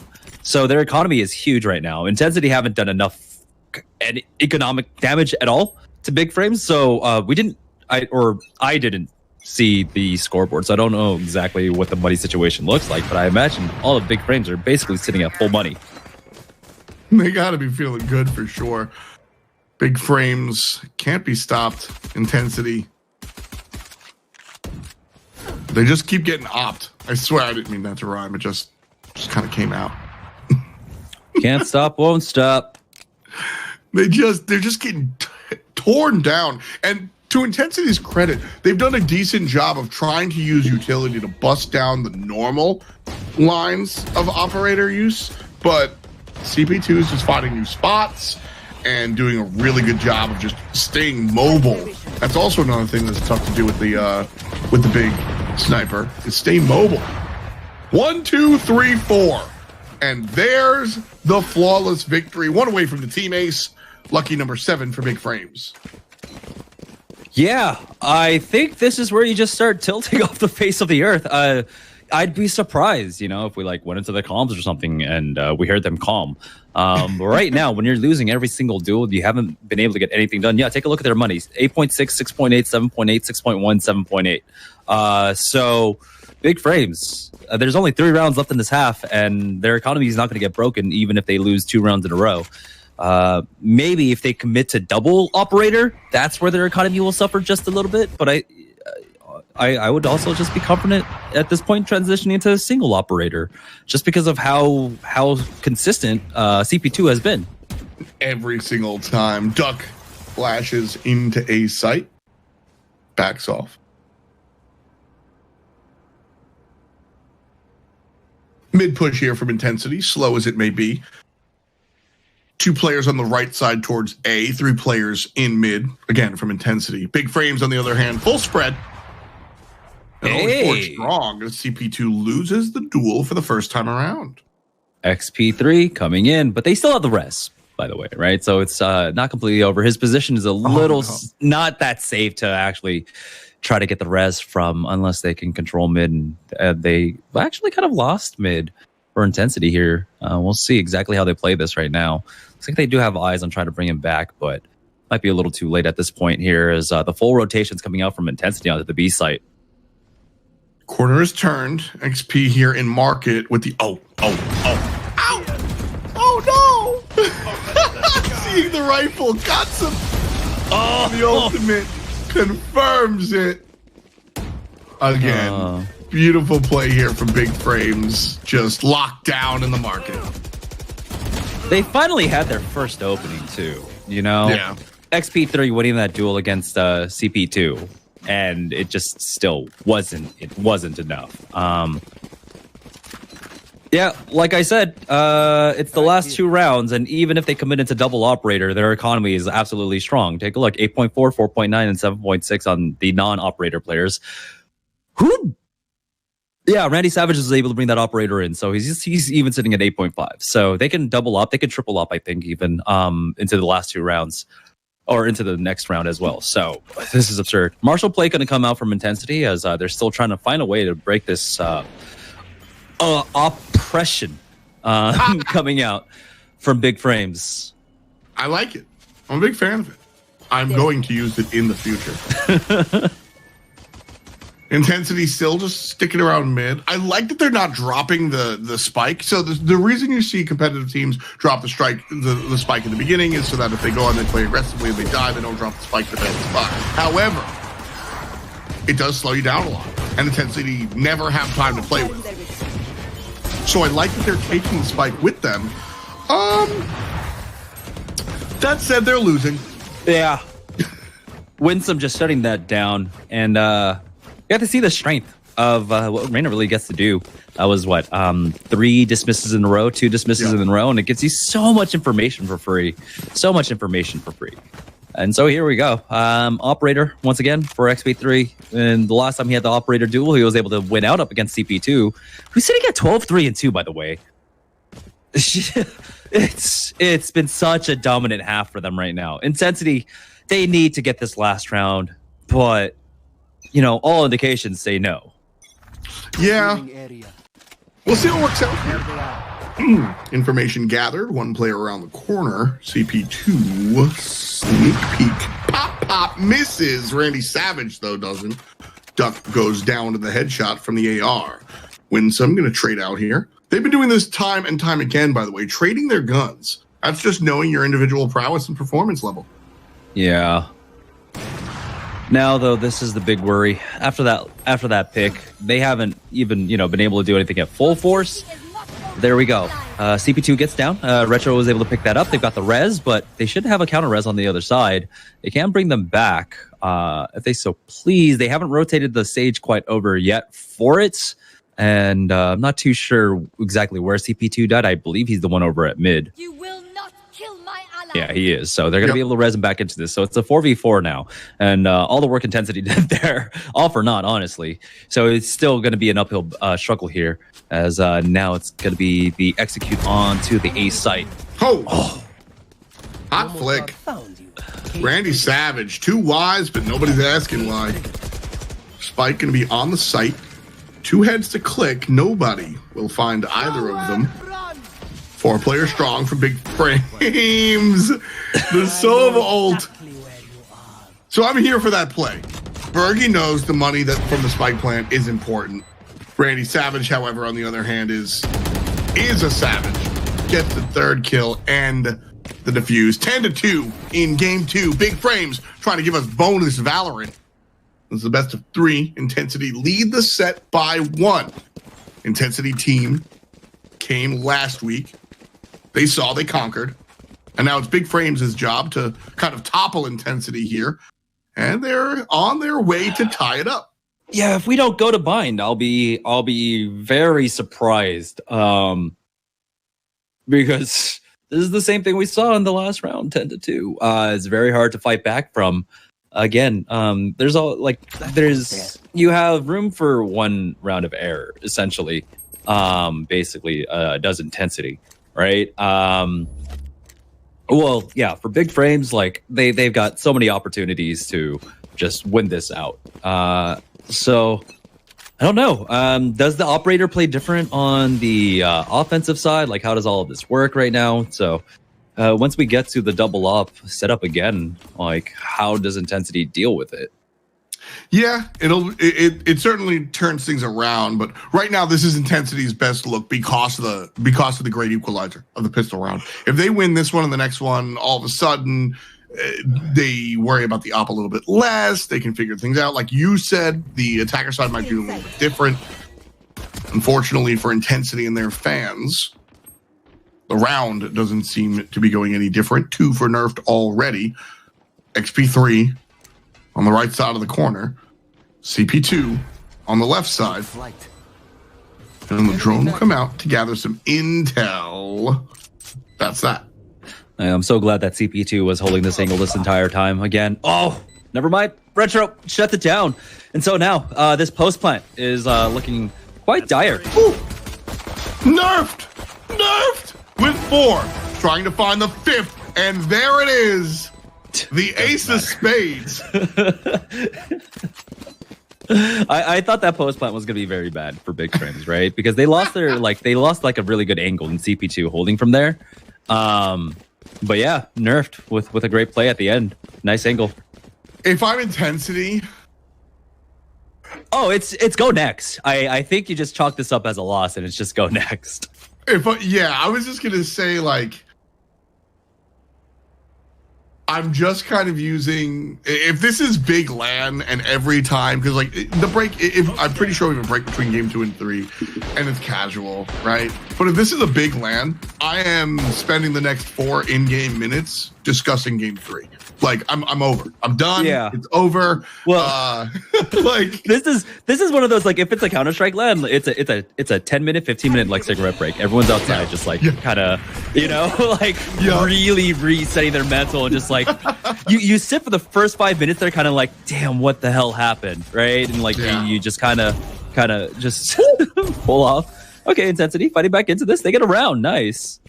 But see, this is what I'm talking about, is that like when I had these moments, it hurts more than it helps. Like if you don't get these next what do you need? 7, 8, what do you need? 9 rounds in a row?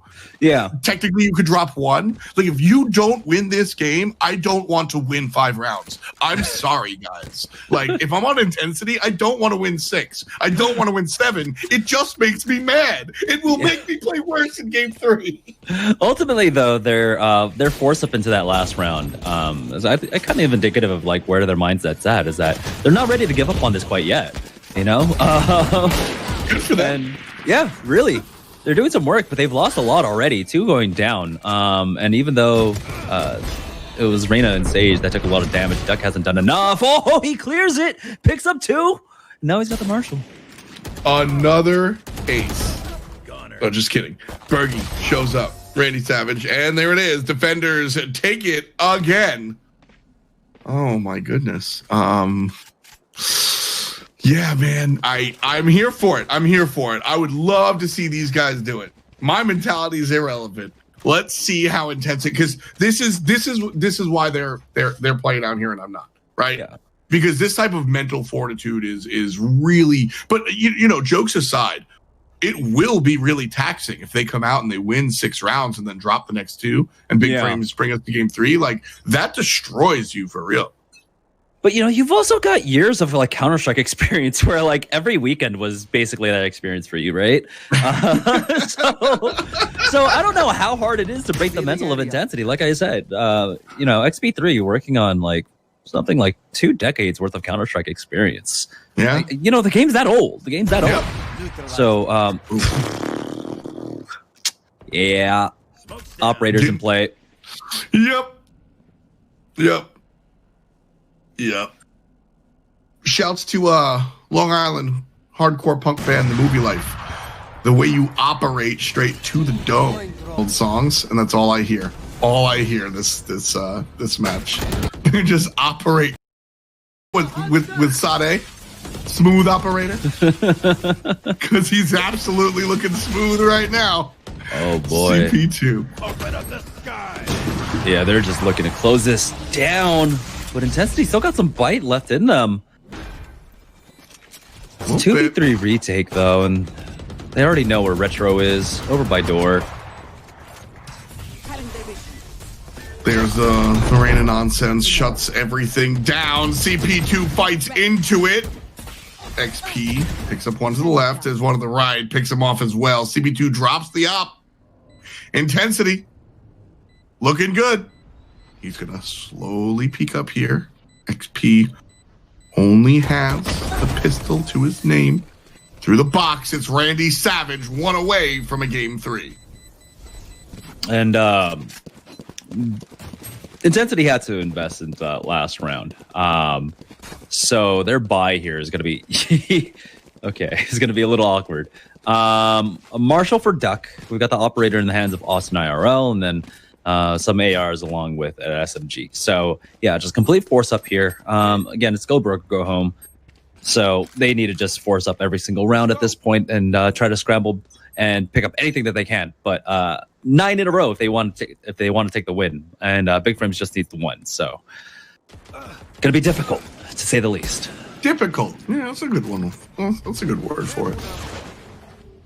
What was it when the new Doom came out? I think their hard mode is called like Hell mode or something. That's what I would say the difficulty is here. hell mode.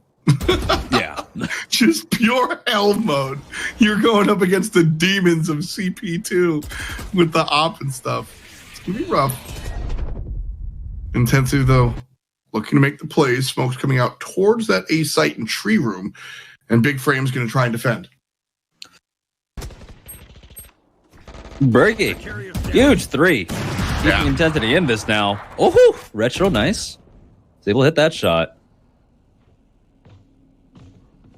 One player left. It's just nerfed. It's just him versus the world. This is a great round for intensity to bring us up to 5. Yeah, there's been a lot of economic damage. So it's not out of question for them to have a decent run after taking this round, but still, like we kept saying, 9 in a row, pretty hard. Oh, nice shot there. XP trying to will this game into his team's corner. And I'm here for it, man. 10 and 14, the closest one to even here. He's been playing very, very well. It's up to him to bring this one back, I think. Like, it's team game, absolutely. But in moments like this, you got to trust your homie. I'm sorry. There's a 2-minute delay, so chat will get my appreciation in about 2 minutes. But this spam this Phoenix to make intensity win this. Well, right now, XP coming through with the 4-piece. Can he get the 5th? Here it is. The shots are good. Somebody steals the ace, but intensity weans the round. You gotta, as casters, we appreciate like the stretches in wordplay and dad jokes. So that's right up our alley. I mean, especially when you say wean, I immediately think to I'm a Waluigi. I'm gonna wean. I think that's a pretty good Waluigi impression, by the way. I'm just saying.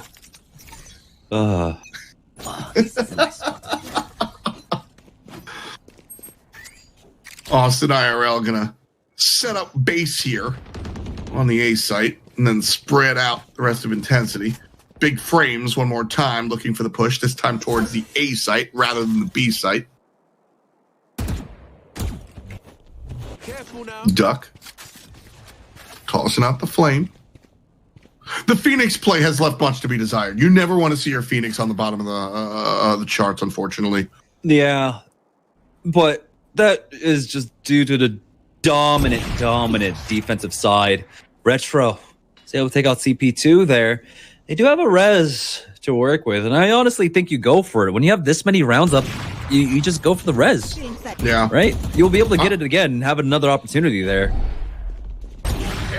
Oof. Retro takes control of his opportunity. Can't find that one, though. Intensity still 3 strong versus Big Frames is 3.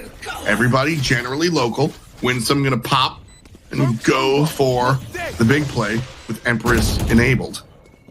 Takes down nobody.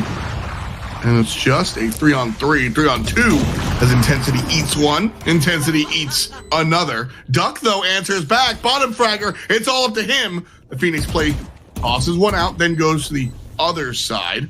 Oh, yeah. You just play time here. You just play time. There you go. You don't challenge anything. You don't need to. You just play time. You play the bomb. They've got the map win there. And again, it was nearly impossible for Intensity to try and bring that back. Yeah. So I was a little bit surprised that Big Frames didn't go for the res, but ultimately, whatever. They got the win. And they did it in a very impressive style.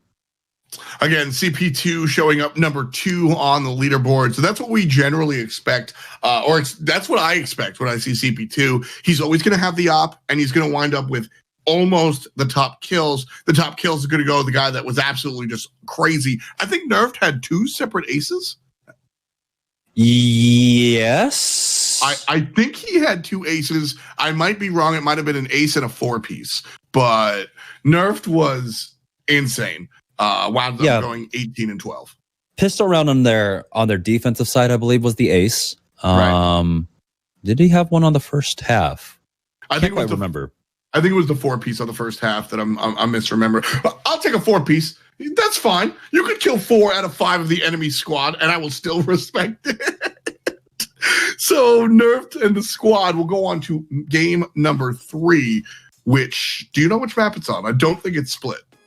It is Bind. Bind. That's what I thought. So an interesting look here. Bind. From the 2 maps that we saw, use your big Jamerson brain. What are you expecting here for map 3? Again, it's see who gets defense, right? Okay. And it's like both teams have shown that they have solid defense and understanding of defense, and their ability to like play the operator on the defense is, I think, one of the most important aspects so far that we've really been able to explore today. So it is going to be Intensity's Bind pick, but it's big frame starting on the defense. So unless Intensity has something special, I think what's really going to be important here is to try and cut down that operator play. So kind of straying away from the A site, a lot more B pushes coming out from, I imagine, Intensity onto the B site. Depends on how early that CP2 can get his hands on the operator and be impactful with it. Want to see that. I just want to, the fan in me just wants to see some good op play. I really like seeing CP2 go off. But across the way, XP has been looking fantastic. We've got a map 3 on the way for you, but first, we're going to take a quick break. We'll be right back with more Fight Night after this.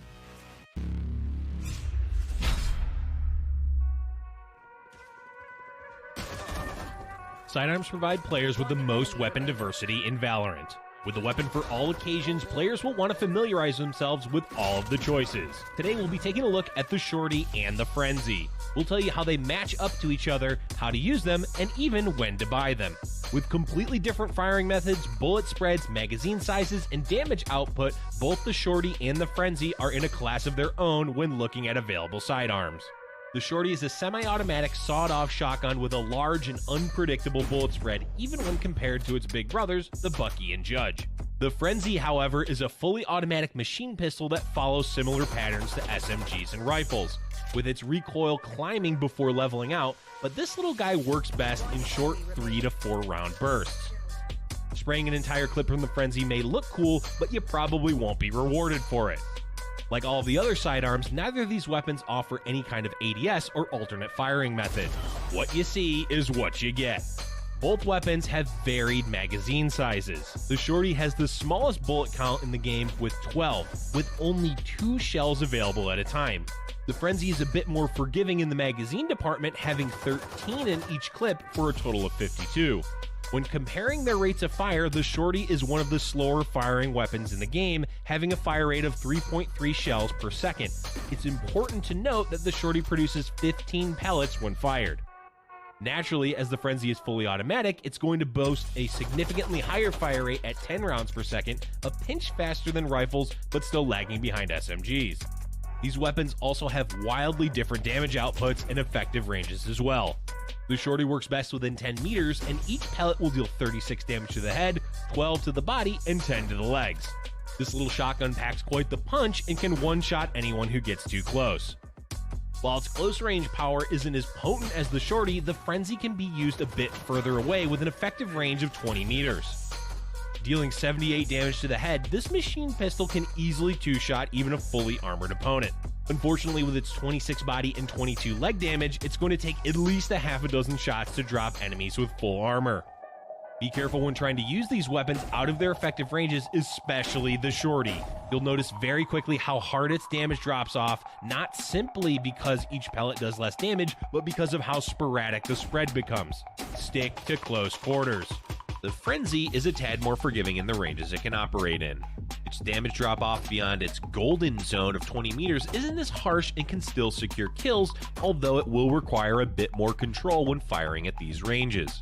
By now, we know these guns inside and out. But when should we expect to see them? The Shorty and Frenzy will run you 200 and 400 credits respectively, so there's no high economic commitment to pick them up. This makes them very valuable in both pistol and eco rounds. If your team is looking to play aggressive while spending as little money as possible, pick yourselves up either one of these sidearms. Once you get close enough, the Shorty will instantly kill even the most geared threats. And while the Frenzy doesn't have the precision of the Sheriff, Classic, or Ghost, it does have a much higher rate of fire, which will let you pump out as much damage as you can in the shortest amount of time. While your standard pistols are the more common choices for eco and pistol rounds, players should not make the mistake of overlooking these two weapons. Players who want to have the most success will need to familiarize themselves with all of the sidearms in Valorant. Whether you're looking for the one-shot kill power from the shorty, or you're looking to spray your enemies down with a hail of bullets, there's a little something for everyone with these two guns. They may be small, but they're definitely mighty.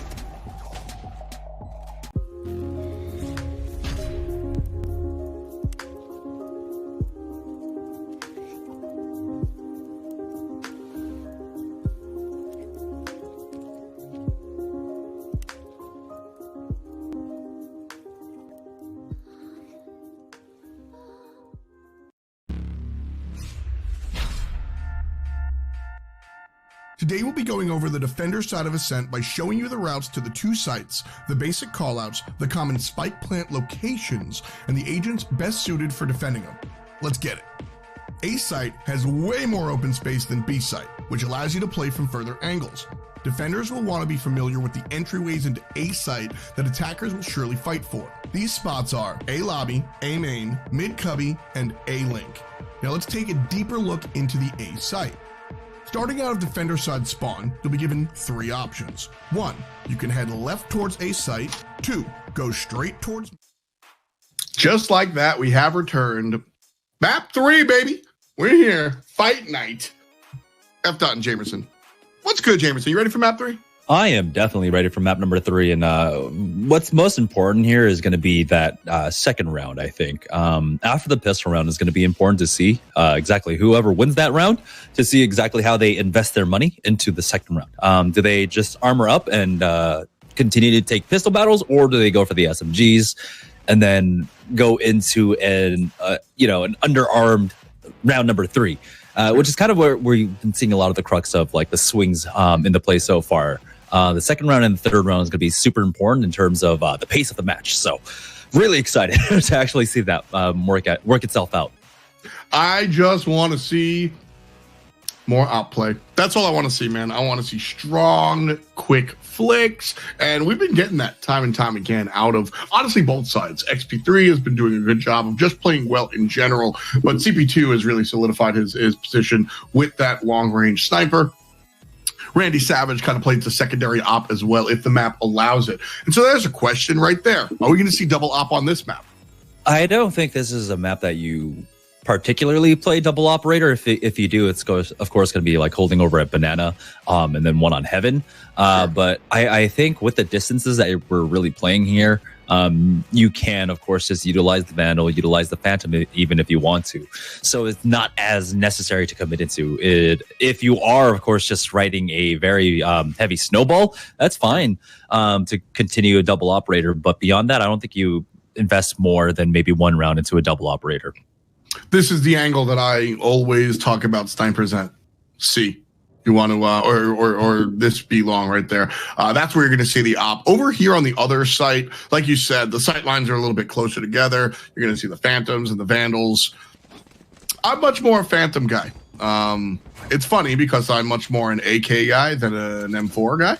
Yeah. So I live for the one tap. I really do. But I just think the Phantom is much more maneuverable. In a game like Valorant, the spray, you're able to control your spray in such a way that I like the way the Phantom plays. That goes there. And I'm absolutely the same way. Actually, I love the M4. So the Phantom actually transitions pretty well. I was never much of an AK player, like just how I wasn't an op player. I was much more of a scout player. This is the same way. I like the Marshal much better than I do the op. So it did transfer pretty well for me right now, though. But yeah, map number 3 underway. Big frame starting on the defensive side. I love to see this right now. Nerf already taking early control over by Bathrooms as he had to back off that boombot coming in for them. Still a couple of players here, and the spike is down way back at spawn from Intensity. So the offensive push here, Nerf just going to grab that point. Brimstone ultimate, much more effective than Cypher, I suppose. Smoke's coming down here. Still A is the target, but Big Frames haven't made the full transition just yet. 2 players defending on that B site still. So it's a 5-on-3. Should Intensity all in and push A right now. And it's a lot of respect being given from either side right now. Very, very heavy default coming up from Intensity until now. They finally turned their sights onto the A site, but take a look. 2-man push. Did they get the trade? Oh, they just get the win. Right through the wall. There it is. Great look from that pistol player. Now win some on the Rays this time around. Gonna just barrel through the showers. Bergie here at U-Haul. Sniffing on through. Spike has been down. And they're trying to take over. 1 player goes down on the side of the blue team, but blue team doesn't care. Everything coming up their way. And the spike will get defused for Big Frames. That's round 1.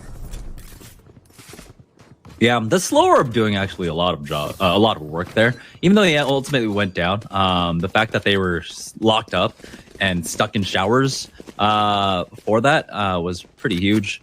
But yeah, right now though, again, it's about how do they invest into this, and it looks like it's not going to be a heavy investment, and so they are going to make that adjustment, right? Where they don't all buy.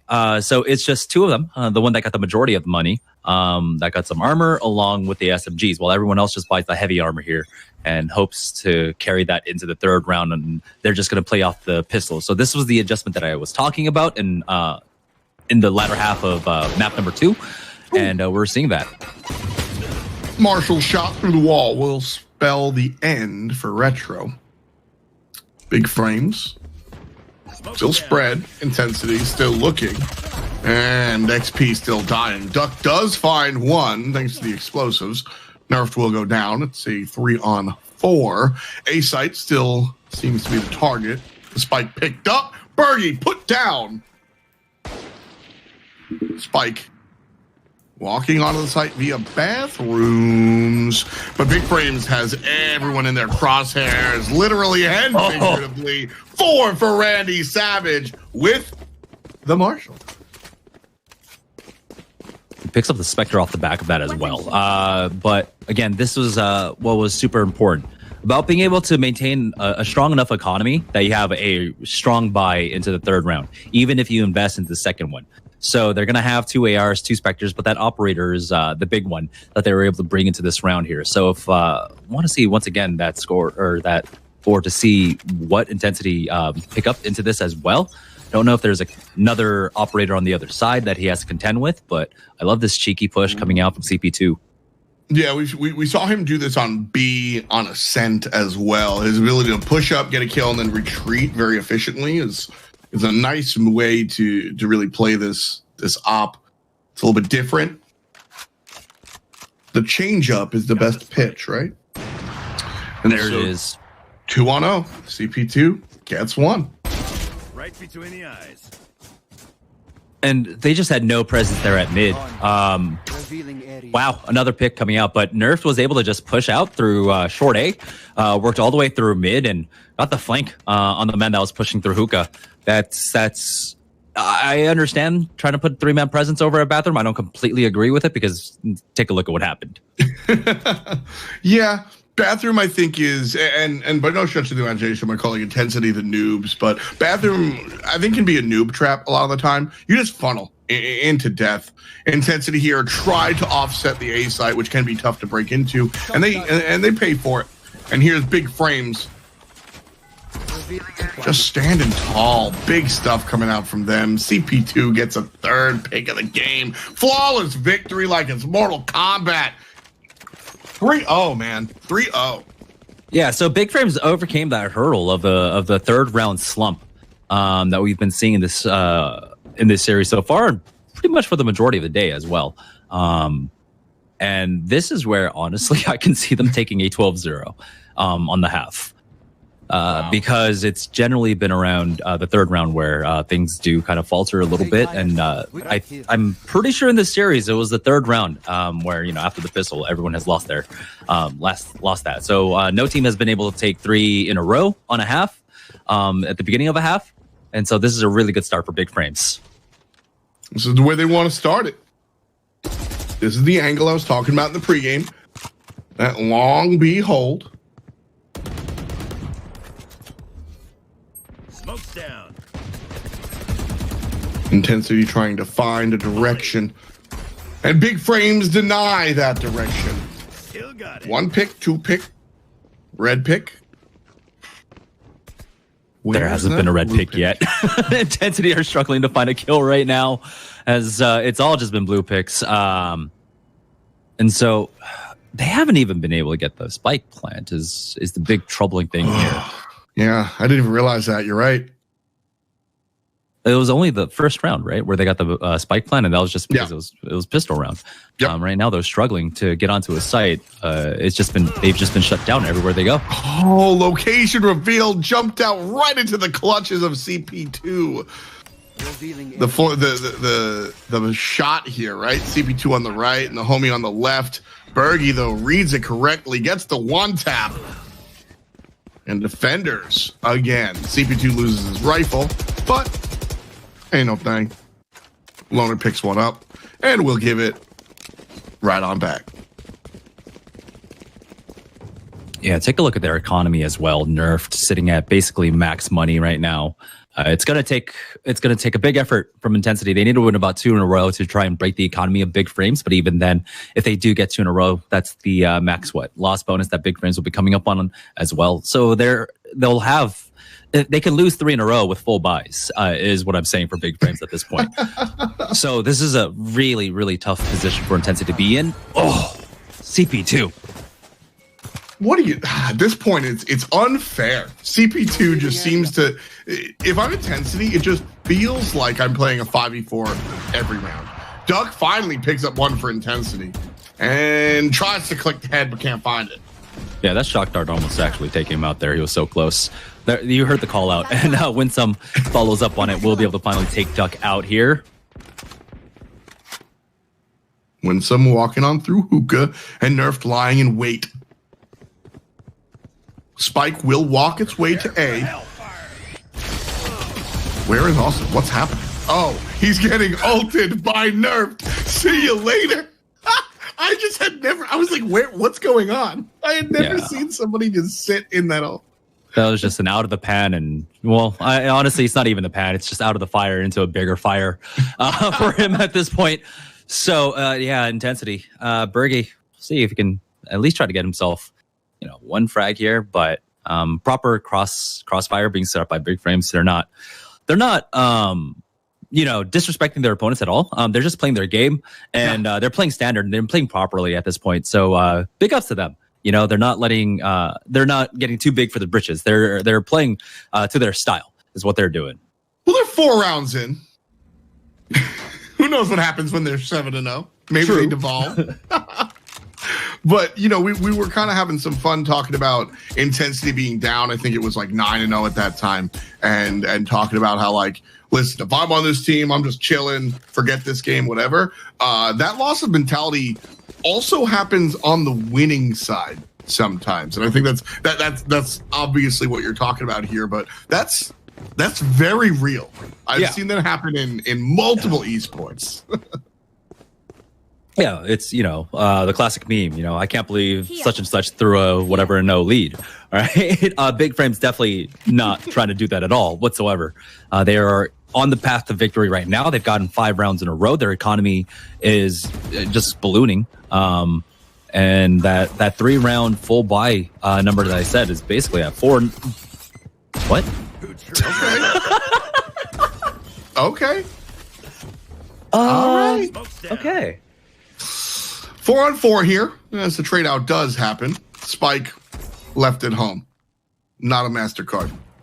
That's an old reference. You got that one. I don't think anyone else did. 2 in the back. I'm still on Diners Club, by the way. Is that still around? I'm honestly not sure. I feel like I've seen that placard somewhere, but it was on the East Coast. I'm pretty sure Diners Club is just an East Coast thing. Yeah, I remember it in New York, but I'm pretty sure I saw it the last time I was in Jersey. We don't talk about Jersey. Well, I was there. I was at Atlantic City for an event. We talk about Atlantic City. Actually, we don't talk about Atlantic City. at all. Wall's going to go up here, and Intensity going to be blocked off from the B site. Big Frames playing for the retake, and Randy Savage just coming up short. Three's not enough. Loner here, though, has a teammate. And there's the old wolf animation. And the defuse is good. Half a dozen for BF. Trolling his teammate there just a little bit. He will go ahead and give that defuse over to Sova to make sure he has on the hunt for the next round.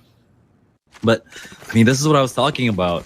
Getting over that third round slump. Now they're 6 deep into this, and their economy is so incredibly strong. Here's the double operator finally coming out from Big Frames. And I love how dynamic that CP2 has been playing with this. Yes. It's been a different angle every time. That's every the single key. time. That's the key. And again, I'm gonna bring it up for the 1000th time. The difference between just being the guy that grabs the op and being the op player, you know, and the mix up of the angles, the quick ability to retreat. He has turned into a complete dedicated op player, and I personally love when players specialize in their position, and it's just something I love to see, Jamerson. I really, really do. Oh, nerfed. Could have gotten caught out there, but yeah, instead knows just to rotate off. It's going to keep the 2 players over at A, so that was very important for Sage to kind of play that fake, along with these smokes coming out right now from Bergie. This is the round. Intensity, find one onto Loner. Duck has repeatedly been the one to find these as well. Gets the secondary, but it trades out with Randy. Yeah, there's travel time on that one. Excellent fake coming out from Intensity there to really sell that rotation out onto Big Frames. Revealing area. CP2 gonna get some information. Oh, ride the wall, baby. Good play there from the Rays. I really thought Winsome was gonna be able to make a flank and a play. Not the case. CP2 and his friend going all the way back to the B site. CP2 gonna look for the inevitable come from behind player. Oh, you've given XP the op now. Do they even pick it up though is the question here. Oof, nice one by Nerf. I think they do. If I'm intent, especially XP, they did opt to pick it up. You can see that tracer bullet. Or I guess you could have just heard it. Yeah, 6-1 here. They're again, that economy is so strong for them for 6 rounds in a row. Although with some of the losses that they were taking in the last few rounds, it's doesn't look like they're going to be able to extend the bank that much further than the next one after this. We'll see. Again, it comes down to how many kills they're able to get and such. Right now, just again swapping up the angle for CP2's op right now, playing over by Hookah this time around. I don't generally see it here that often.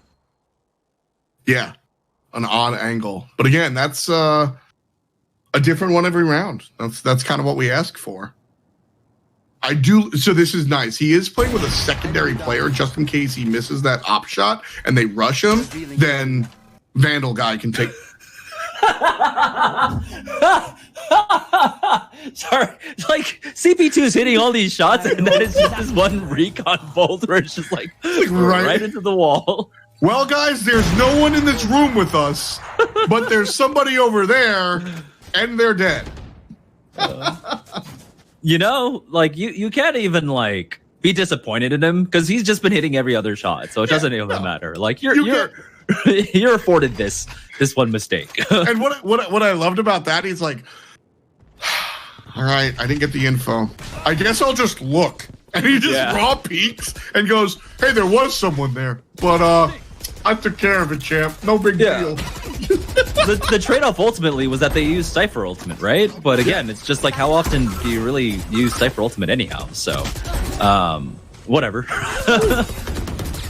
Winsome oh here. my god! No! Stop the reload! It doesn't matter! Oh, nerfed!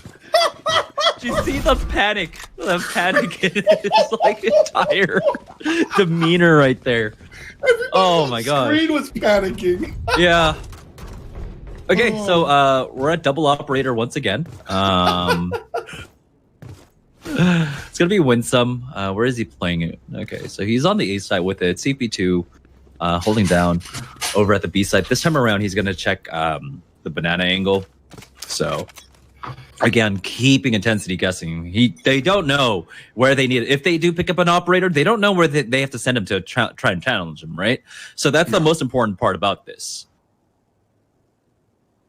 Oh, shoulder peek. Oh no! Ooh, the teammate. Shoot, The teammate. Yeah, He did.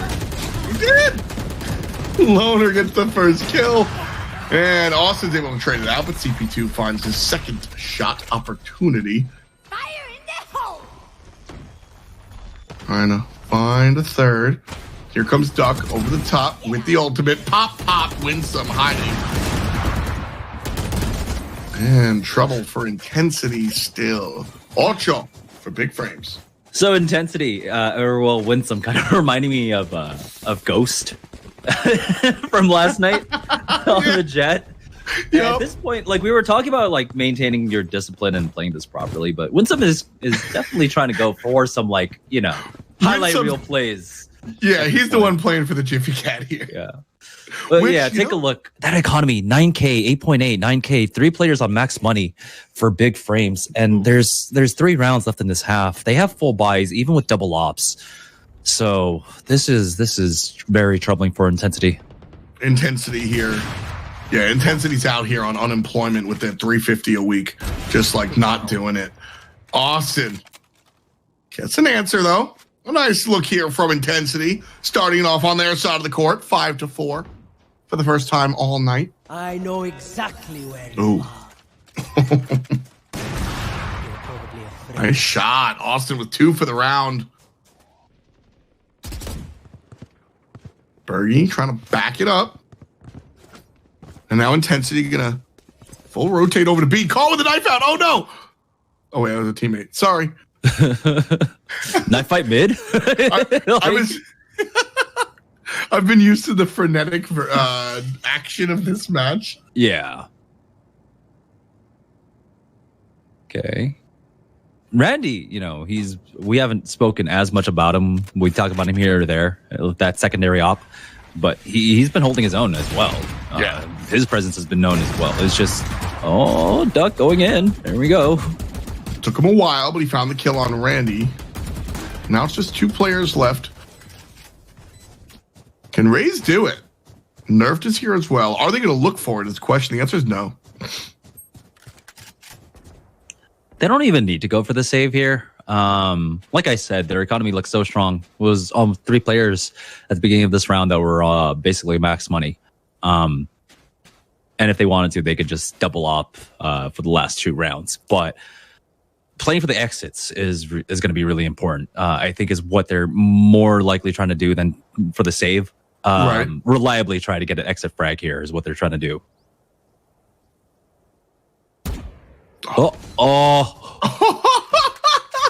He's like, guys, I missed.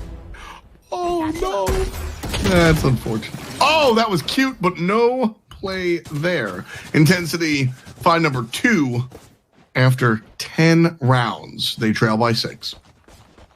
Yeah, take a look at that. Double up, I believe. Oh no, they swapped off. They didn't go for the double up. But 4.9, 4.5, and 3K on 3 players. So yeah, they are going to have another full buy for the next round. I think it's a rough map to double up, like you were saying before. Yeah. But if they can close this half out 10-2, all indications really point towards that right now. Okay. A bathroom of fire and ice. That should melt the ice. Right? That's what I always thought. That should just straight up melt the ice. Nice head click here from Duck. He has been the one performing despite the lackluster performance from the rest of the squad here I've seen. Yeah, tossed the grenade through the teleport. Okay. Just in case. Just in case. Yeah. A little surprising there. Okay, Loner with a nice angle on Hookah. Nice shot. Beautiful play there from the Cypher. And right there, you see that the little like box thing that he just looked at? Yeah. Underneath there, I think is the spot that we were looking at pre-map.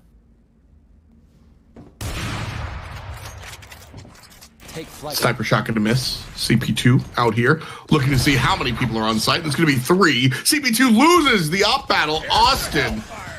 Nice job. Winsome coming up with that pick onto XP3 though.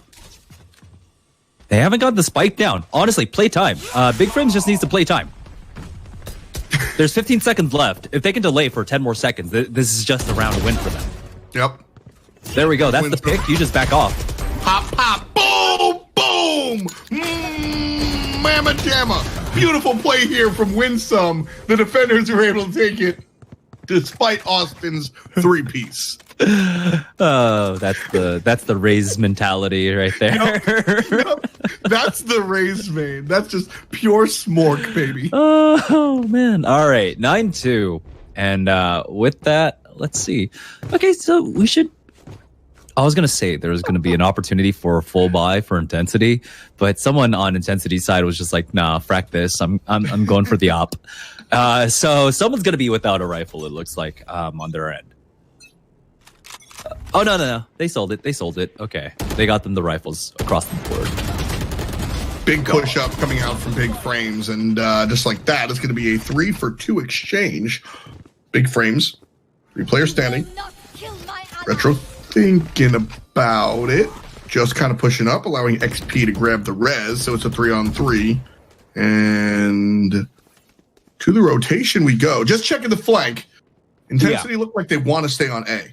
Camping these bodies is probably the most important part right now, making sure that they don't get the res, and they allow that to happen. The issue with that, there we go, they should go for the double peek, nice, was that he didn't have the wall. He committed the wall over to the bathroom side, which allowed that to happen. So I'm glad that they were making sure they were holding that angle, because that was going to be the play coming up from Big Frames. So Intensity will at least be able to get a third one here, barring, well, CP2's still alive. Duck jumps on in. Loner finds XP, who's lurking up there on Hookah. Big CC onto Loner. Waits it out. No problem. Sova spamming.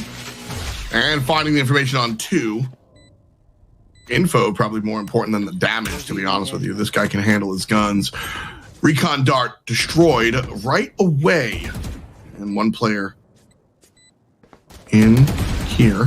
Oh, they actually through the wall. That's that. 10-2. Wow. Wow is right.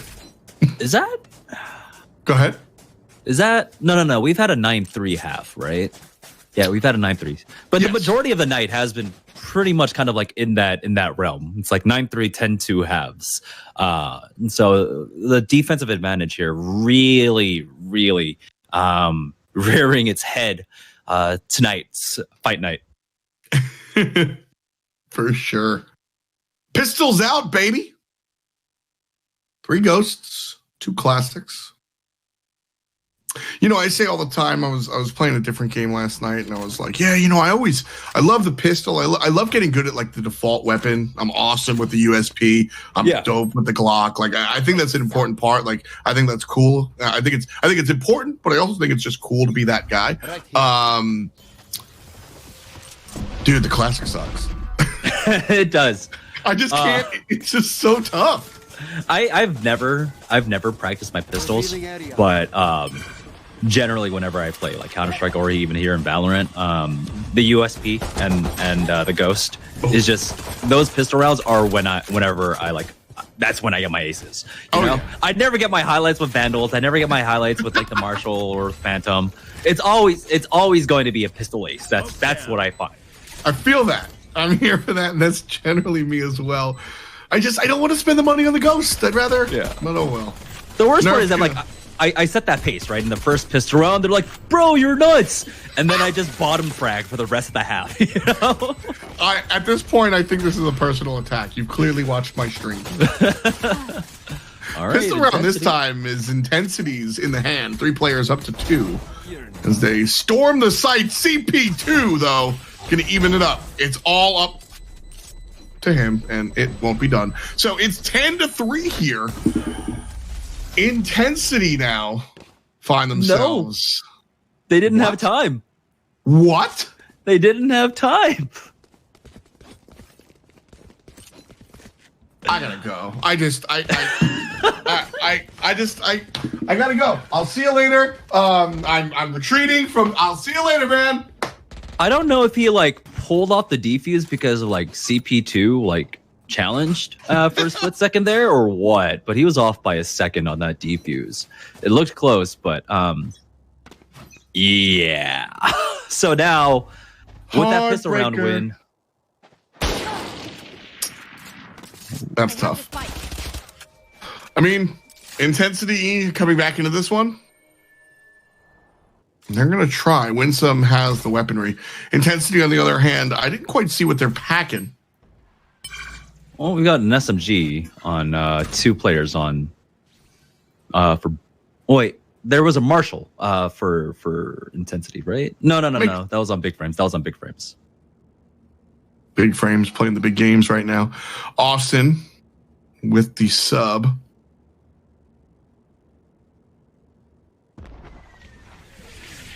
Big frames are playing real slow. Okay, blue gets 1. Austin doing well, but red trades it out. Blue's going to answer. So a nice back and forth here.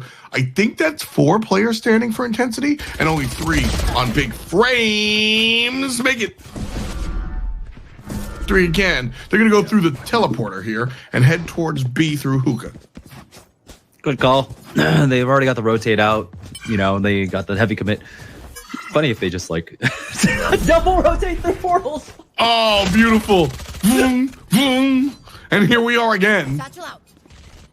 One more time. I feel like once a night here on Fight Night, every Tuesday, I have to ask for the Benny Hill music. And this is one of those times. 7 seconds or less, please. Do not DMCA our channel. Thank you very much.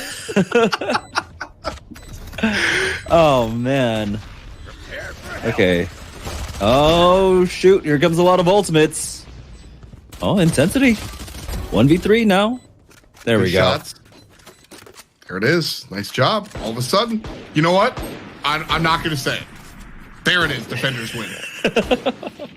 I'm just making sure, man. Just making sure. Still, though, very, very chaotic. Good word. Turbulent. Better word. Discordant rounds. Excellent word. There we go. But the defense here, it's going to be an odd buy into this. I believe we saw a shorty on 1 playing into this round. So, yeah. Big frames, though, again, they've got such a huge round deficit to work with that they just need that 1 round, really, to try and break Intensity's economy, because Intensity has been investing everything into every single round so far. They have to. They've got 1 strike, right? It's 11. So you can lose 1 before you have your back against the wall. It's not a situation any team wants to be in, but Bergie with a great spot here is able to pick up 1, I believe 2. And here comes Loner trying to position himself in front, and Hurted gets the kill. Nerfed, excuse me, gets the kill from U-Haul. Randy Savage showing up. Spike's been planted. And players struggling for the retake. Blue starts doing well, and just like that, big frames to Randy Savage. Macho Man. 1 left, and he's down. Clutch from Randy Savage. Wow. Not supposed to. My God. That is, yeah, that's supposed to happen. And now CP2's got his up. That right I don't need to say much more, right? Nope, CP2's got his up. Yeah, you did. That's the analysis, folks. The op guy has the op. It's just his, like, he hasn't done as much, right? He's gotten some rounds where he got picks with them, but I think just the impressive nature of what he was doing on Ascent before and how dynamic he's been playing with it on this map keeps them guessing. Okay, you just get running headshot. Never mind. I suppose, right? Yeah. Okay. Waiting out the slow field. There's a turn. Nerfed. And Randy Savage. Two players standing for intensity. Tournament point for Big Frames. 4 players standing tall. Intensity here still. And Randy Savage gonna drop the spike. They heard the port as well, so they know. Cypher's coming in from behind. B-Hall's walled off, smoked off. This is going to be so difficult. And then Bergie gets spotted out by the bot. Uh-oh. Big Frames. Look at a kick intensity out of the Fight Night seat. Austin, though, trying desperately to keep it, and it doesn't matter. Randy Savage ends it. And just like that, we've got a new Fight Night contender. It's all Big Frames from here, baby.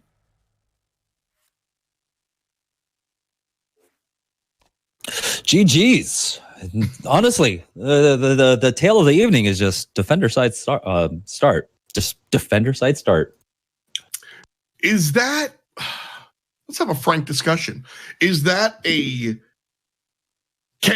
we see this in Counter-Strike from time to time, where a map comes out and it's defender side's favored off the bat. Maps are T-sided off the bat because of the nature of the game. And then as players learn, maybe then you can shift it into a CT-sided map. With Valorant, defender side seem to reign supreme because, again, I think that will always be the default. But how much can players learn and improve? Will we ever see a swing around, or is it a game balance question? I think it might just come down to how the economy works. I touched upon it throughout the evening. That second round, third round, right? If you end up taking the pistol and then you invest heavily into your second round, getting really punished in the third. I mean, we even saw that yesterday during collegiate night, Akron versus Dallas. Akron making sure that, they got Dallas's money out, and then they just all committed seppuku in spawn here on bind. Yeah. And they were able to come in with the rifle buys and kind of really play havoc on the economy in the third round there. So that might be a point where balance might need to be worked out, or teams just need to make that adjustments. How heavily do we invest into it? We saw here on bind that Big Frames made the adjustments. They didn't over invest into their second round, right? Their top fraggers for that pistol round ended up buying the SMGs and even going in with light armor, while the pistolers just invested 1K into the heavy armor and maybe 500 or however much for a classic or whatever pistol they decided to bring in. So it's about trying to strike that balance in the second round after taking your pistols, so that you don't get overgunned and outmanned and outpowered in the round number 3. Well, that's one of those things. It's going to be a long period of time, or over an extended period of time, that we kind of see these adaptations and improvements and learn it. And that's what's fun. We're here every week, folks. Tell your friends, get your squads up, because this is something that I think is going to. I got big plans for Fight Night. I'm telling you right now. So as far as your regular teams, we play on Tuesday. You play a best of 3 against somebody else, and then your next best of 3, if you win, goes up against the big boys who win. So Big Frames, they just took this one. Intensity, we knew ye well, but see you later, folks.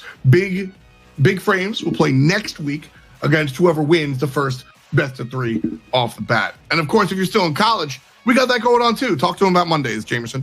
Yep. So Monday night, we've done this 2 weeks in a row, but we bring on 4 new collegiate teams every single week. Best of 1s through the, semifinals, and then in the finals we have a best of 3. It's been great to see.